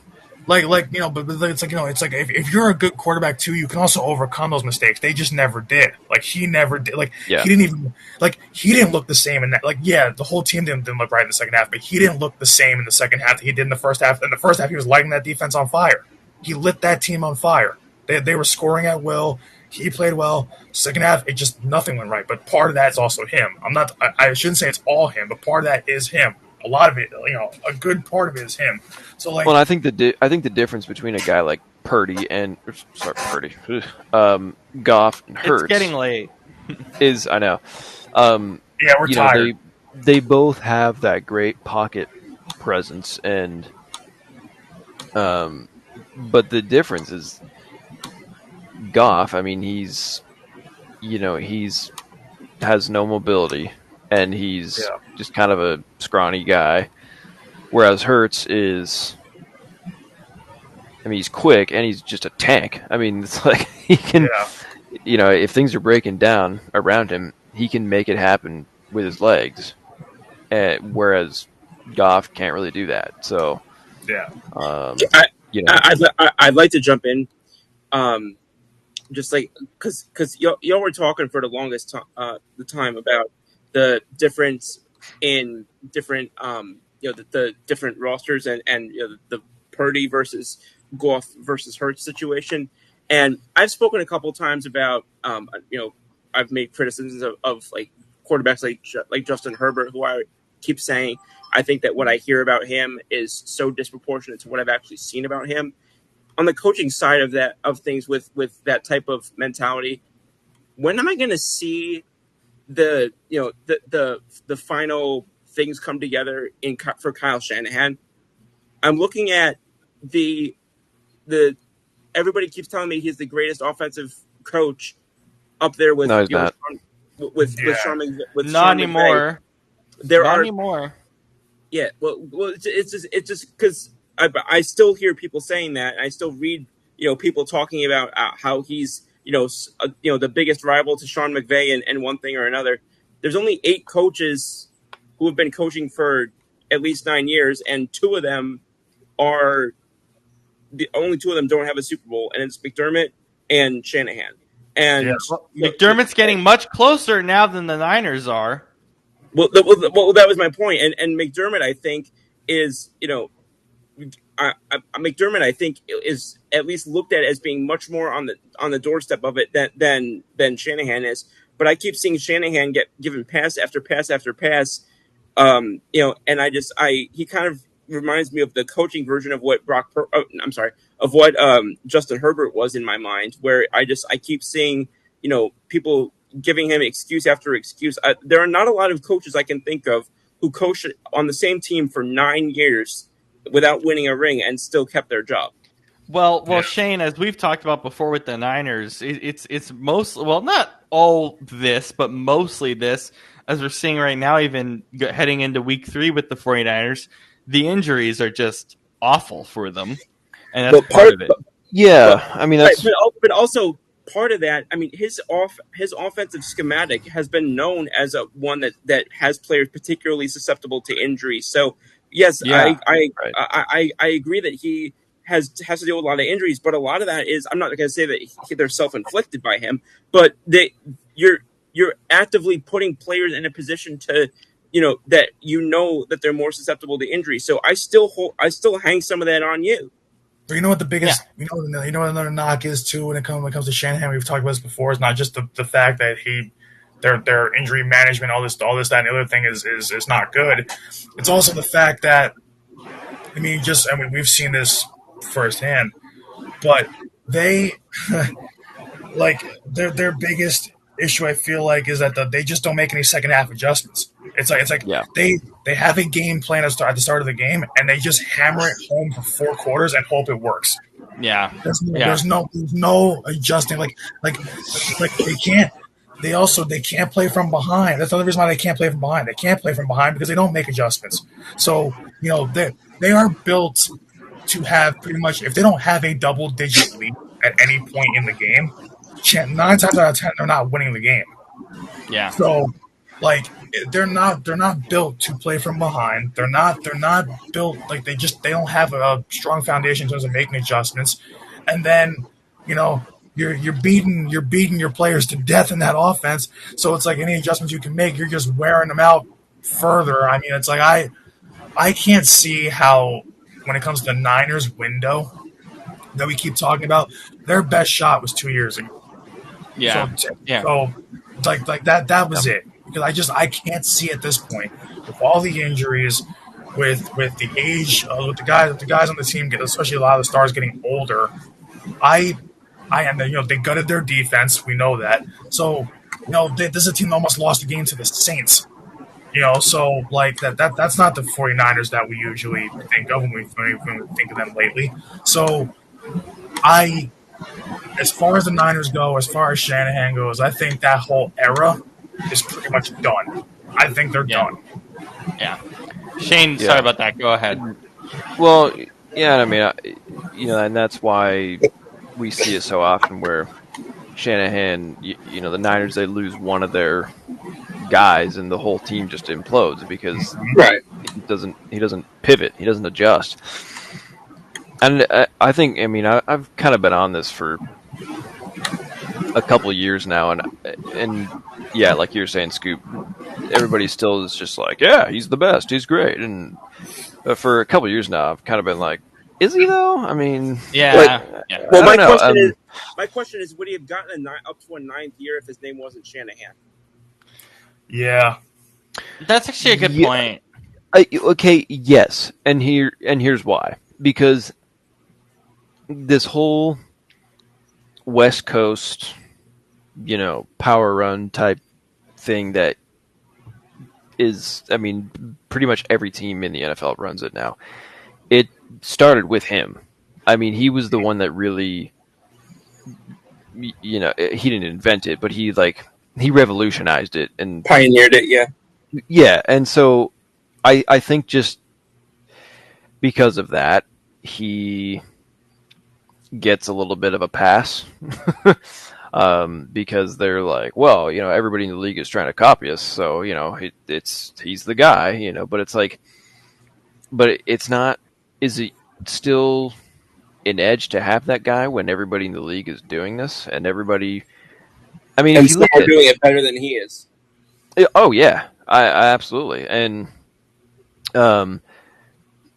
yeah, because, I mean, if you look at every head coach in the National Football League right now, they essentially come from one of three trees. Shanahan, and that includes, McVay and all his disciples, because they all come from him. It's Shanahan, Andy Reid, and Harbaugh, pretty much. So, so it's like, yeah, and probably you wouldn't put never mind. I guess Mike Holmgren would be an extension of the Reed tree, I guess. To an extent, yeah. Yeah. Because I think Reed coached for Holmgren. Yeah. Happy birthday, Pete Carroll. Happy birthday, Pete Carroll, 74 years old today. Jiminy Cricket. Holy smokes. Doesn't look it. Yeah. Not at all. But yeah, I mean, you go around the league, it's like, Shanahan, McVay, McDaniel, Zach Taylor, Brian Callahan, Matt LaFleur, D'Amico Ryan,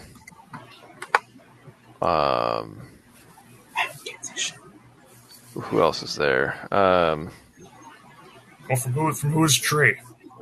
Shanahan. Oh, yeah. He's not an active head coach, but for a period of time, Bob Saleh, Raheem Morris, Robert Saleh. Yeah. So I mean, that's already 9 guys. That's a quarter of the league, But yeah. Anyway, so I love coaching trees. It just fascinates me. Isn't it wild? Oh, same. It is good. It is awesome. And then who's off? I'm trying to remember who's off Reed's tree. Well, there was, God, Okay, well, Reed, and then Harbaugh was off of Reed's tree. Steve Yeah. Spagnuolo, True. Yeah. Harbaugh was McDermott, I think, McDermott's a Reed. Yeah, McDermott's a Reed guy. at one point. McDermott was the DC in Philly in 2010. I always forget about him. I don't know why. Who else was there? I know there's others. Let me look this up. I'm doing the same. I mean, isn't like by. Isn't it? Oh no, was it the year before? There's definitely more than just Harbaugh and. I mean, technically, not directly. I don't think, but Sirianni is technically a Reed guy. Matt Nagy. Oh, Doug, they're not active anymore, but Nagy and Peterson both were. Yeah, I know Doug Peterson was. Yeah, Todd Bowles was one of them. Yeah, Bowles is. Yeah. Wait, where does Sirianni come from in this tree? Because technically, he was the one I think that got released from the Chiefs staff when Andy came in, but also technically because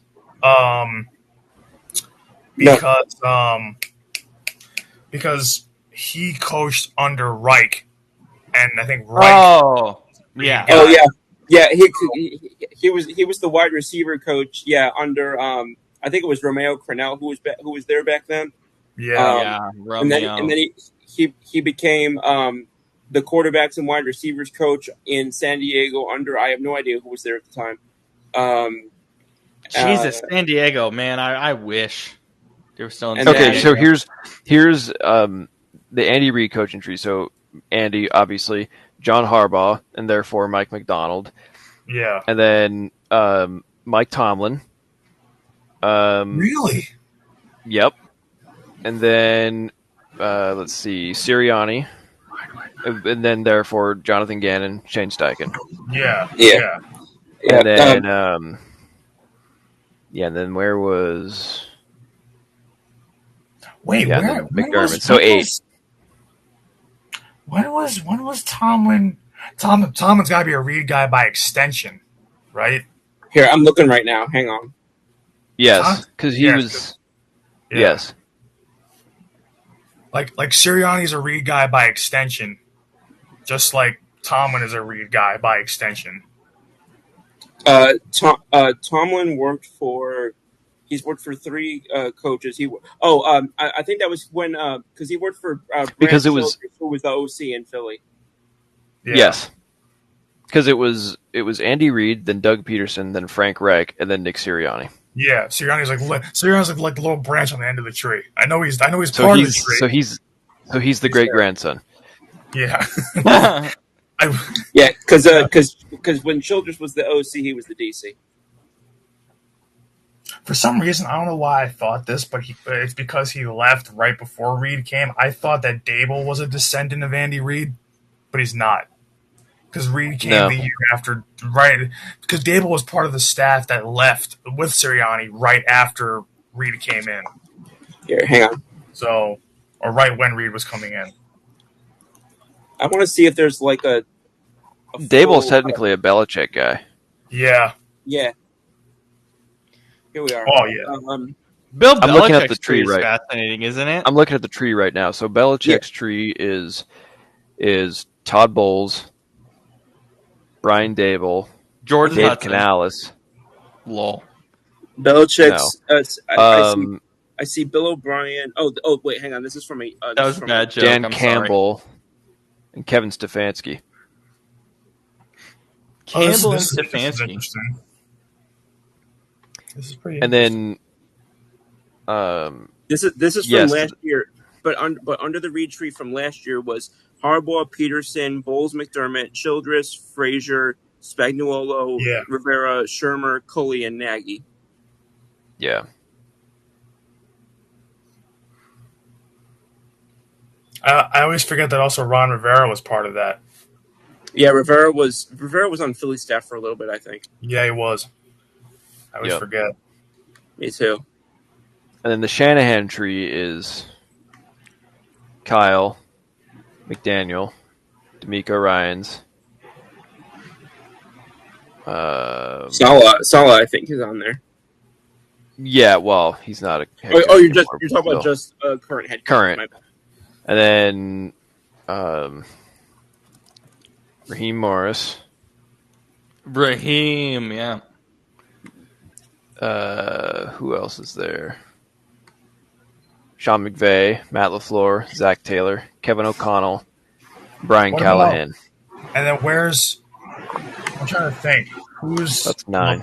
Technically, what the coaching tree? Well, I don't think there's no real coaching tree, but I guess Dan Quinn falls under Pete Carroll. Yeah. Yes. Yep. I keep forgetting that Dan Quinn's the coach of the Commanders. And really good too. What is that, Justin Herbert? Why are they throwing a 3rd and 1? So essentially, the coaching trees now are Andy Reid, Belichick, and Shanahan. Yeah. That's like 90% of the league. And then there's what is it? It would be really interesting to go through and like look at the 32 coaches and like trace them back. That'd be really interesting. Yeah. Yeah. As far as I can tell, there's only one outlier, and that's Sean Payton. Yep. Trailblazer. And Ben Johnson. Are you flipping kidding me? Oh my God. What in the... Sean Payton, Ben Johnson, that's pretty much it. Well, Sean Payton... wait. Yeah, I was going to say Sean. Sean Payton was the QB coach in Philly the year before Reid got there. Yeah, so he's not a Reid guy. That was... Look at this play, guys. That was awful. I'm sorry to interrupt, but... What a weird path. He went from the Eagles to the Giants to the Cowboys. To the Saints.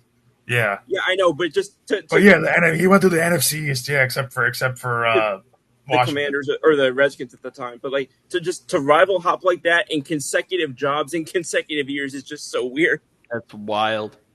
So basically, pretty much what? He is the Coughlin coaching tree? No, I don't think Coughlin was there yet. Sid Gilman. Who the hell is that? Technically. Who? Okay, I'm looking at it right now. So that was so funny. Sid Gilman, and then so it's Sid Gilman, Bum Phillips, Wade Phillips, Jim Fassel, and then Sean Payton. Whoa. Yeah, Sid Gilman. I like her more interested in this than the game. Amazing. Yeah. Well, on that note, I'm going to leave because I'm tired. People on the field's fault that we're more interested in this. Oh, that is true. I'm exhausted. Our movie next week will be What's Eating Gilbert Grape. Is that what it is? Okay. Yes. I feel like I've seen that, but I'm gonna watch it again. Yeah, it's good. It's a Johnny Depp movie. Johnny Depp and Leonardo DiCaprio and some other chick that I can't remember. Julia Lewis. Yeah, maybe. But anyways. All right. Take it easy, fellas. Good night, fellas. Get out.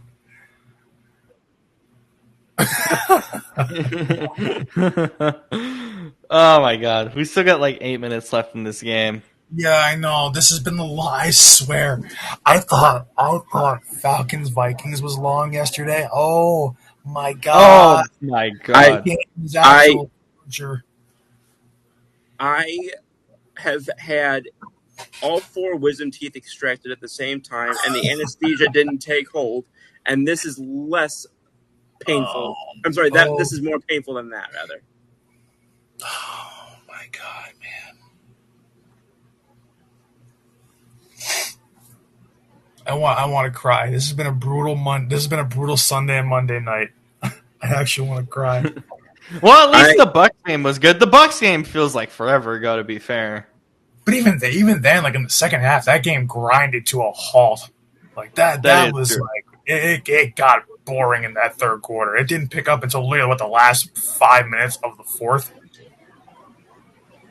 Yeah. I'm really intrigued. I want to go and do that thing now where I trace back the 32 current head coaches and their that would be and do like an ancestry.com type of thing. That would just be so fascinating.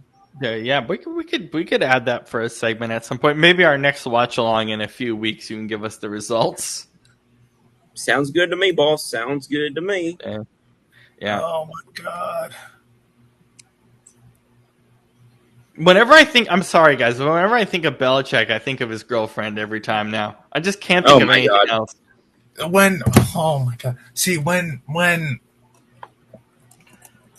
it's bad enough when someone to me when and people can do what they want when they're adults, but it's still weird regardless to me that people will date people that are old enough to be their parent or and vice versa, or old enough to be their child, or I know such a relationship in my town, which I think is gross, but then you've got like that situation where he is old enough to, and this happens to a lot of rich people, but still old enough to be her grandfather. She's the same age as us, and Bill Belichick is in his 70s. So literally, that's 3 generations. That's not 2. That's 3. He is old enough to be her grandfather. It's freaking creepy. Guys, are the Raiders gonna score? I hope we have so. a game here. I don't want them to at this point. I don't want to watch this. I'm sorry, Raiders or Chargers fans. No, you know what? I'm done apologizing to Chargers fans. We did a podcast on you for 2 seasons. I'm done with that. Oh, Jacoby Myers, you're so slow.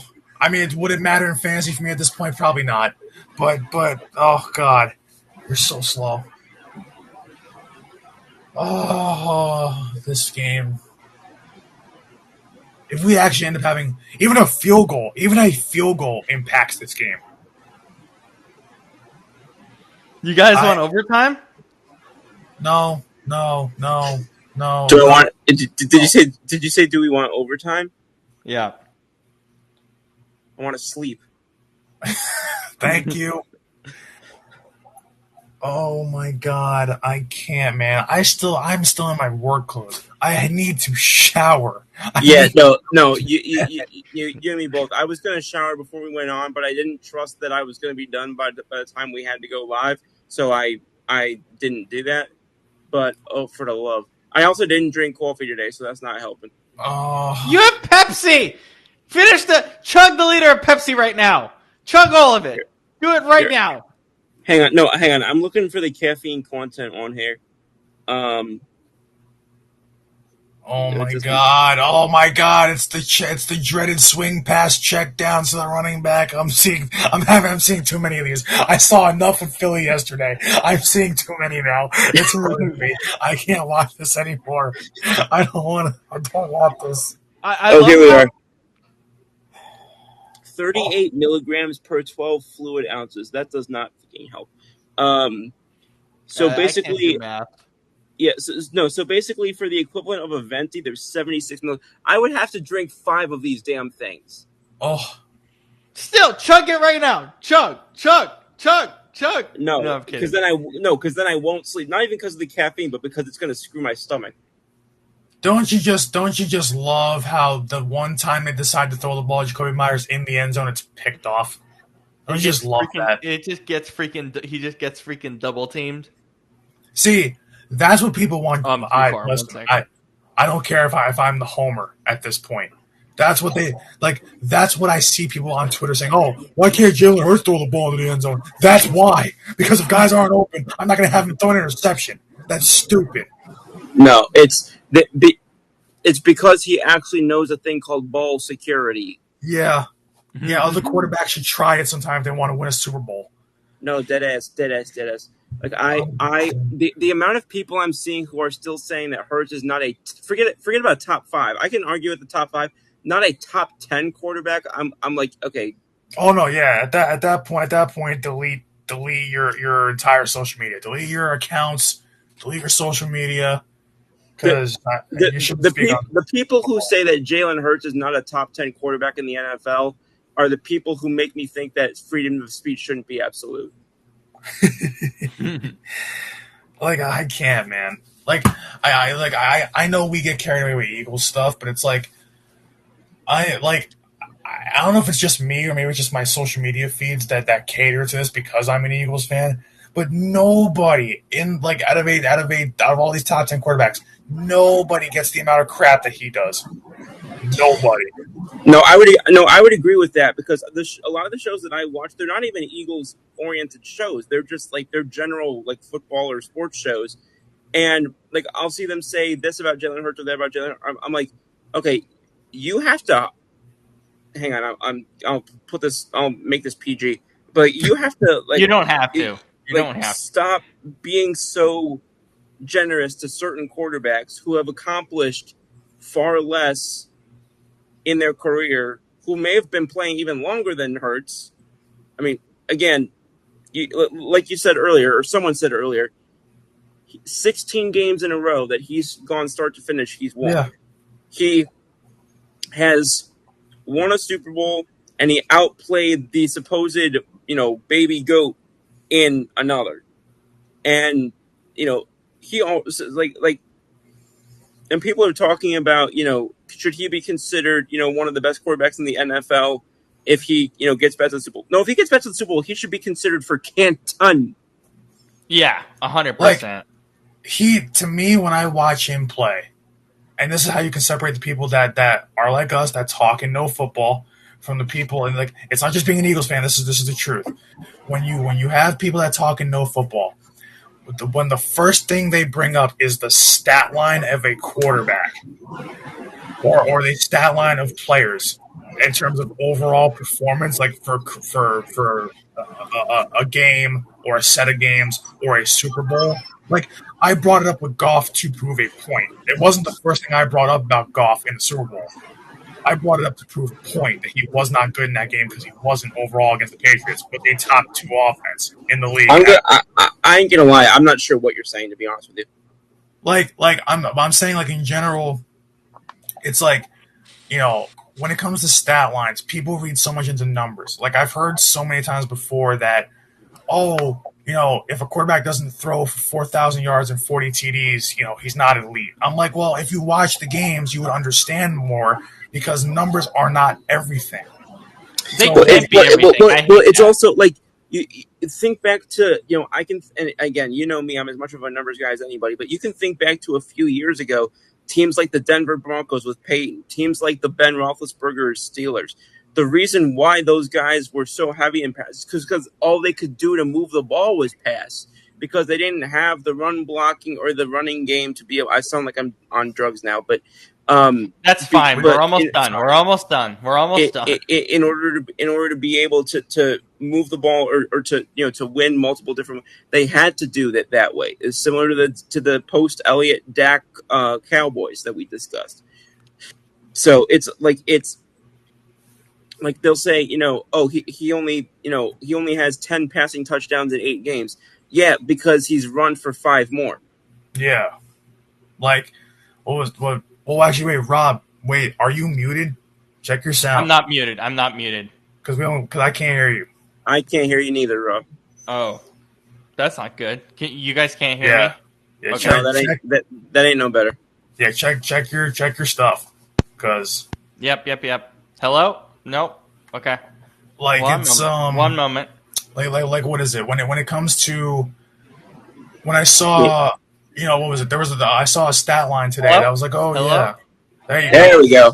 How you doing? All right, go ahead. Like I mean it's not a reputable source. ML football, like on Twitter, like that kind of yeah, I know what you're talking about. They're like, oh yeah, Jalen Hurts has 0 touchdowns and 0 interceptions, and like his completion percentage is really good, but like, oh yeah, he was posting like his stat line through the first 2 games, and then like they highlighted like in big bold letters, big caps lock, 0 touchdowns. I'm like, well, he actually has 2. They were just rushing. So like, that's why. Yeah, that's not great. When in Moneyball when they said he gets on base a lot, Rocco, do I care if it's a walk or a hit? In this case, he gets in the end zone a lot. Do I care if it's by the air or by the ground? Absolutely not. Like, yeah, I don't care. Like, I mean, no, actually, technically, wait, technically he has 3 rushing touchdowns because he had a tush push TD yesterday, so he's got 3. So I'll be honest. I do look at the stats quite a bit, but I don't do it this early because like a lot of things even today would have not even been fully updated with the stats from yesterday. So it's also way too early in the season too. But it's way too early. That was my other point. Yeah, like that's why I'm saying like that's like I don't understand why they harp on his just because his stats are not Joe Burrow or Josh Allen or a couple years ago Patrick Mahomes or Lamar Jackson. It doesn't make him not a good quarterback. It doesn't make him not elite. It doesn't make him not a good quarterback. Like no, but because there's so many things intangibly speaking that just as a leader, like you can't quantify leadership, and and it just you can just tell the command that he has not only of that offense but of the locker room. I mean, he is leading one of the most, he has had some rowdy characters in his offense and on his defense and in his locker room. And actually, did y'all see, it was like it was yesterday. And one of the guys said, "Oh, you only have X number of yards."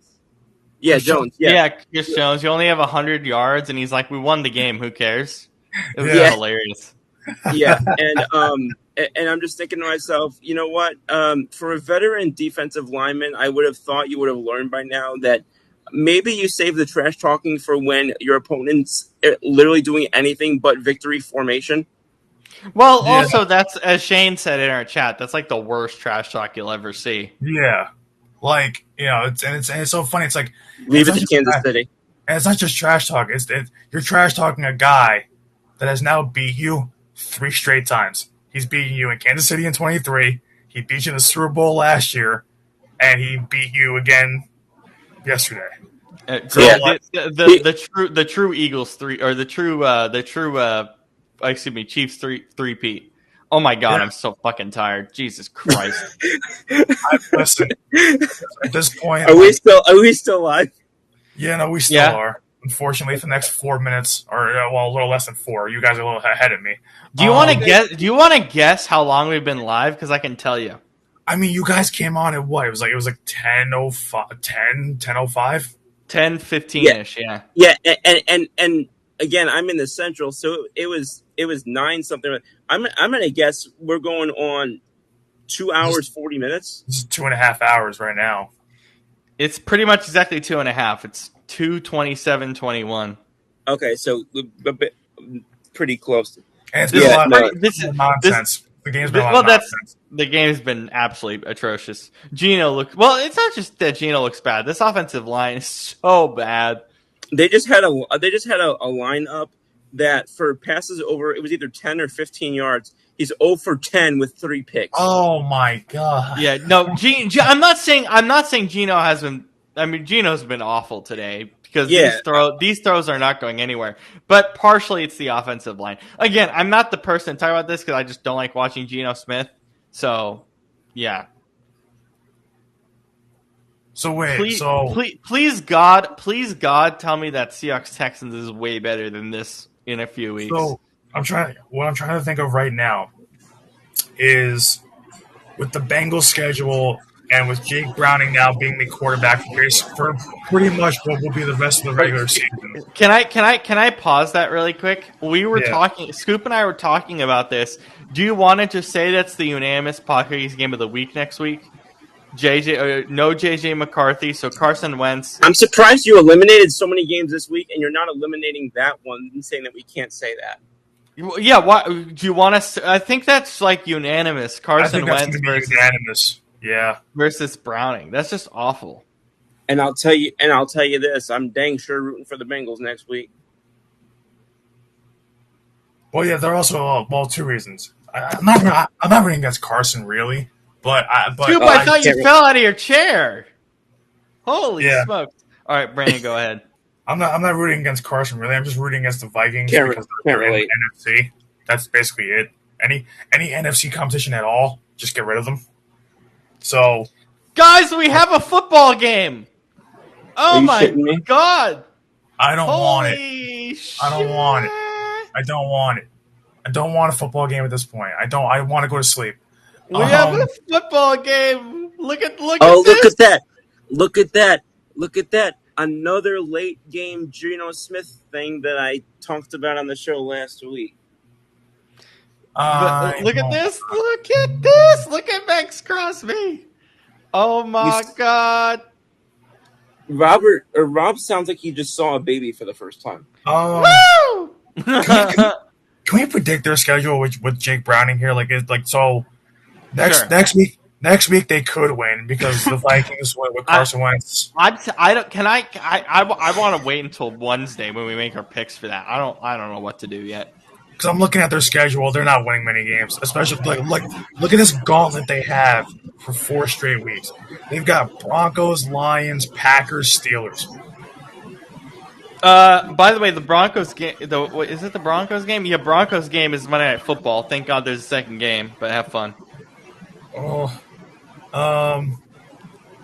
then the back end of their schedule, they have to play the Ravens twice in 3 weeks, division, but still twice in 3 weeks. And in between them, they have to play the Bills in Buffalo in December, right before Burrow comes back. So basically, how many of those are prime time? So I said the Monday Nighter, which there's 2 games on at that time.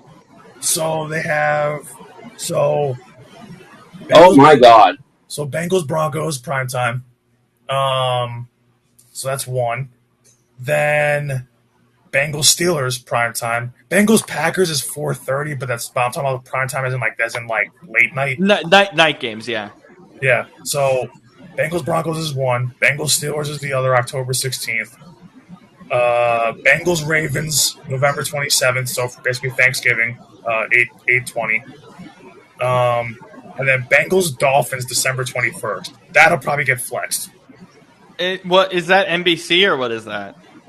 That is what day is December 21st? December 21, 2025 day.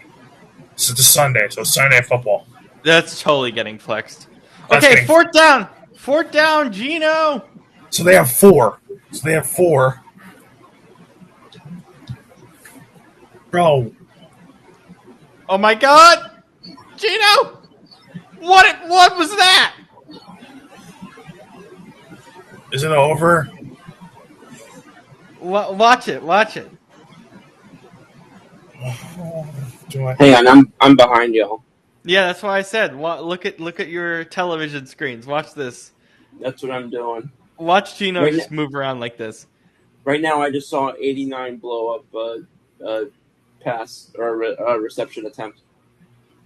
So it's 4th and 5 now. Yep. Yeah. Look at this 4th and 5, boys. Look at this. Oh my goodness. Here's the snap. Oh my goodness. Bro, Geno actually did have an open man. He had an open man in the first 2 seconds. He snapped the ball. Never threw it.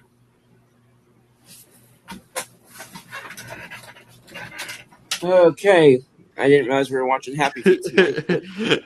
Okay, I can I rescind what I said earlier? It doesn't matter the offensive line. Geno Smith is awful. He's so bad. Did you not see the guy in the middle of the field wide open in the first 2 seconds? Did you not see? Oh my!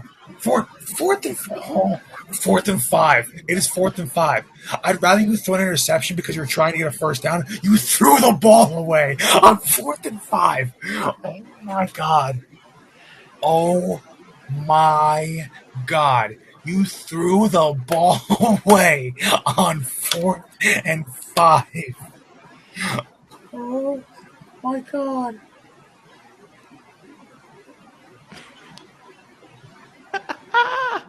Yeah, no, I'm done with Geno, man. I've been done for a long time. God. Oh my god.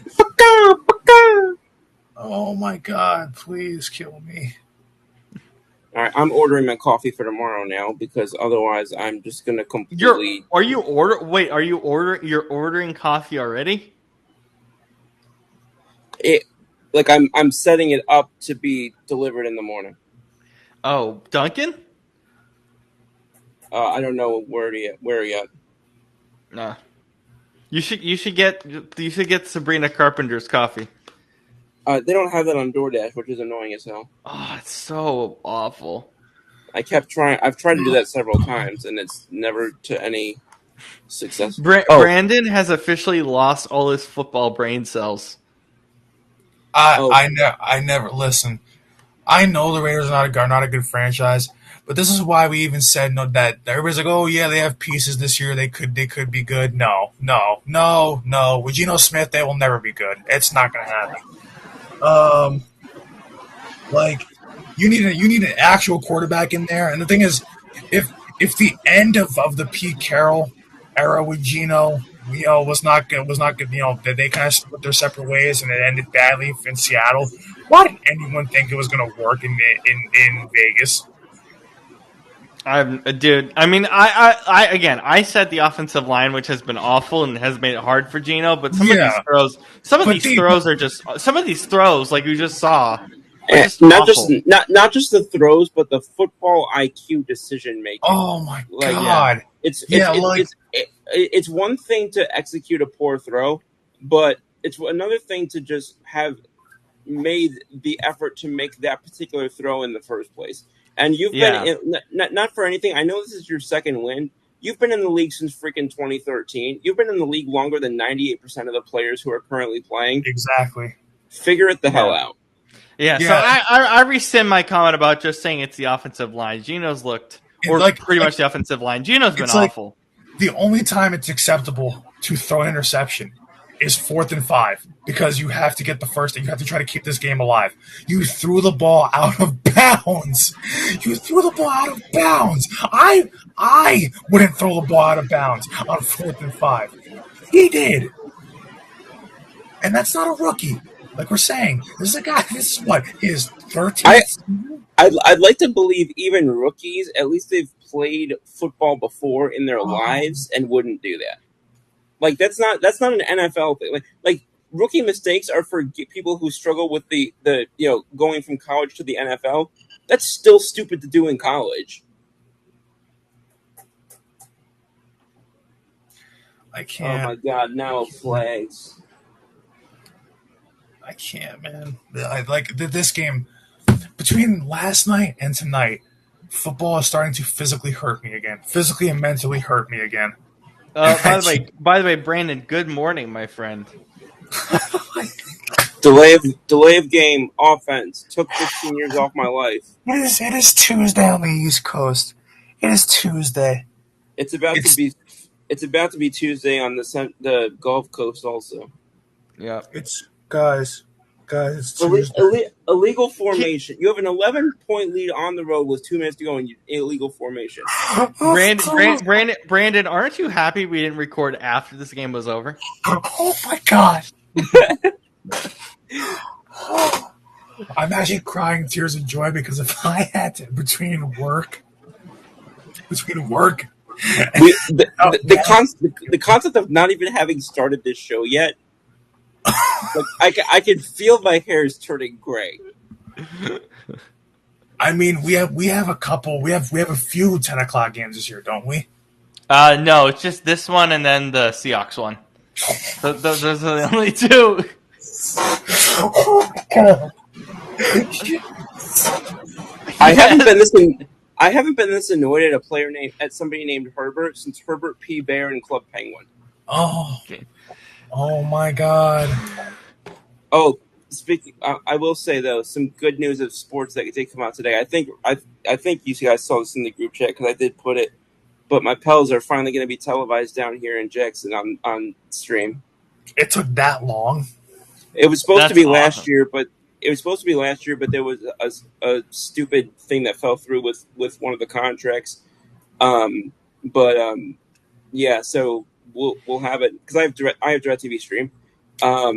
So I'll have the Gulf Coast Sports Network for the first time. Yeah, and meanwhile, you're happy about the Pelicans finally being on TV. I wish they would take the Nets off TV. I don't want to watch Nets basketball. You want to see the Eagles do commentary at least. Well, yeah, I didn't know it, yeah, but like they see. I get excited when I hear their voice during that first game for basketball season. And I'm like, yes, the voice of my childhood. I'm like, I can't wait to watch Jason Kidd and Vince Carter. Oh wait, that was 15 years ago. That doesn't exist anymore. By the way, Vince Carter is doing studio for NBC. I know, and he's also still doing Nets games for Yes. I love it. I get to hear my childhood hero call games for my favorite team. Like, I love that. It's just, but it's the Nets. By the way, you got Kobe Buffkin. Are you happy about that? Yeah, that happened earlier today. Yeah, a little bit. I'll take. Listen, our depth might end up playing more minutes than our rookies this year because our depth is actually decent. Oh my God. I want to believe at some point at the end of this road, at the end of this perpetual centuries long rebuild for the Nets, I would love to believe that we'll do something. Even though I know we won't, because the Nets. Funny, the Nets and Jets rhymes, and that's Nets, Jets, and Mets. And Mets. I was gonna throw that in there just now. Nets, Jets, and Mets all rhymes, and you know why it's all. That's not just. It's ironic, not ironic. It makes sense. It's because I'm tired. I can't formulate a sentence. But I was going to make a joke about how all three teams suck in New York, but one plays in Jersey and two play in New York. But put it this way, they all rhyme, they all play in the tri-state area, and by God, they all suck. So you know what? I hate. Listen, if I'm glad that I don't root for Philly sports outside of the Eagles, because Philly sports is painful to watch. It is very, very painful to watch. Thank God I don't. But then when I realize how much pain the Nets give me in return, I'm like, okay, I'm still in misery regardless. Well, see, here's the thing. Over the last 20 or so years, has there really been any city that's not experienced that much pain in sports aside from LA and Boston? Well, I mean, Mariners for us. No, I said that's not experienced that much pain. Oh, yeah. Oh. Yeah. LA and Boston are the only two cities that I can think of that seem to have a winner in one sport every year. Pittsburgh, probably. I guess. Yeah. I can't. Do the Pens win that much? The Pens, not recently. 15 years, have won a lot. They have, but they've struggled recently. If I'm not mistaken, right? Yeah, that's because Sid is older, and look at this. Sid the Squid. I mean, yeah, the Pen, and the thing is, the last couple years for the Pens have been rough, but the last 15 years they've won a lot. Steelers have won in the last 15 years. Steelers won one. So I mean, Pittsburgh has some things to be happy about, but the problem is, here's the problem: for all those successes, the Pirates are god awful. So, it's like. That raises an interesting question. Does Paul Skeens end up getting traded? Does he go to free agency, or is he a lifetime Pirate? He's not a lifetime Pirate if they're going to be that bad. Did you hear what the Pirates turned down our offer of Spencer Jones, Lombard, and a pitcher or two, whatever it was, to get him at the trade deadline? Yeah, I saw that, which I'm not surprised by, to be honest with you. I'm not surprised by, because I do think he's worth more than that. But that being said, I honestly, and I know I hate them, so I hate that I'm saying this, but it's just the truth. The only team that I thought that had enough to get him in terms of prospects at the deadline was the Red Sox. That's the only team that I thought, because they had Anthony, they had all I thought that was the only team that I saw that had a high end enough and deep enough farm system to be able to make a potential deal. But I'm in no way surprised that the Pirates haven't done it yet. Because I think 1, they're stubborn. I think 2, they're clueless, and I think 3, quite frankly, I think that I do think Skeens probably wants to ride it out at least as a little bit longer. Because he doesn't seem like he's eager to jump ship just yet. No pun intended. But yeah, it just I obviously, how could you not love the idea? If you're Brandon or I, about potentially Skeens being about trading for Skeens if it was possible. But just straight up, there's at least 6 other teams I can think of that would have been able to make a better offer than Jones and Lombard. You know what's crazy is could you like it's every Yankees fan's wet dream to have a rotation of Cole, Skeens, Rodon, and Fried as your top 4. Oh. I'm sorry, but Skeens goes ahead of Cole for me, especially off of Tommy John. Yeah, I guess, but I think I like Cole as the vet, as he's been the ace of the Yankees. So yeah, but that was with a different arm. Yeah, but I think I want to see how Garrett. I want to see how Garrett. Because the Skeens, if they were to get Skeens, I would have Cole be the one for just next year, and then if he's not the same, then you bump him down. That's fair. But I definitely think that if you're making that deal, I'm guessing at least one, if not both, of Schmidt and Warren are going to have to be in that deal because they're going to want young MLB pitching in that deal. So I would do that in a heartbeat. I'm not saying that I wouldn't. I'm just saying that it's going to cost us both major and minor league talent. Yeah. Okay, this game is mercifully finally over. I'm getting out of here. Yeah, we're done. We are done. First, we've talked about every. We covered everything under the sun. Everything under the sun. We've talked about every major American sport, unless you consider MLS. Which Rob Sounders does. Sounders are doing okay, I guess. I genuinely don't know what that is. My team, my MLS team. I'm happy for you. Speaking of that, I think it's Thursday. I think it's one. I'm gonna check. Wednesday or Thursday, Brandon. Chelsea, Bayern Munich, Champions League. What time? Noon, I think, or 3:00 your time. Oh, we can watch that because I'm off Thursday. Yeah, we're gonna. By the way, I'm fully confident. It's what is it? It's Wednesday. Wednesday, 3:00. Damn it! I was hoping it was Thursday. I'll be honest though. I'll be real honest with you. We're gonna get smacked by Bayern Munich. Frippin' rotated by Bayern. I have to double check our schedule. I don't even know when our next game is. You're a Newcastle fan, aren't you? Yes, sir. How did that happen? Yeah, that's actually. By the way, I'm sorry because yikes, with everything that's going on with Ezek being gone and everything. Yeah. So nobody wants to go to Newcastle. Everyone hates being in Newcastle. Yeah, that's what I've noticed. Like I've gotten so hyped now for the last 3 guys that were potentially looking at us as a finalist to transfer, and I just realized now I must have been like, trying to, which I don't even know how they would use us to bid up against a team like, I think Liverpool was Liverpool got Isaac, yeah. Isaac. But I was just like, okay, can we just grab one guy? Pause. But like, I'm not understanding at all. Like, I don't know. Nobody wants to go to Newcastle. Everyone wants to leave Newcastle. There was so much hope last year with how well the team played for a period of time. But it just that has not transferred over. Also, to answer Brandon's question quickly about how it happened, and then I am signing off because my neck is literally not supporting my own head. But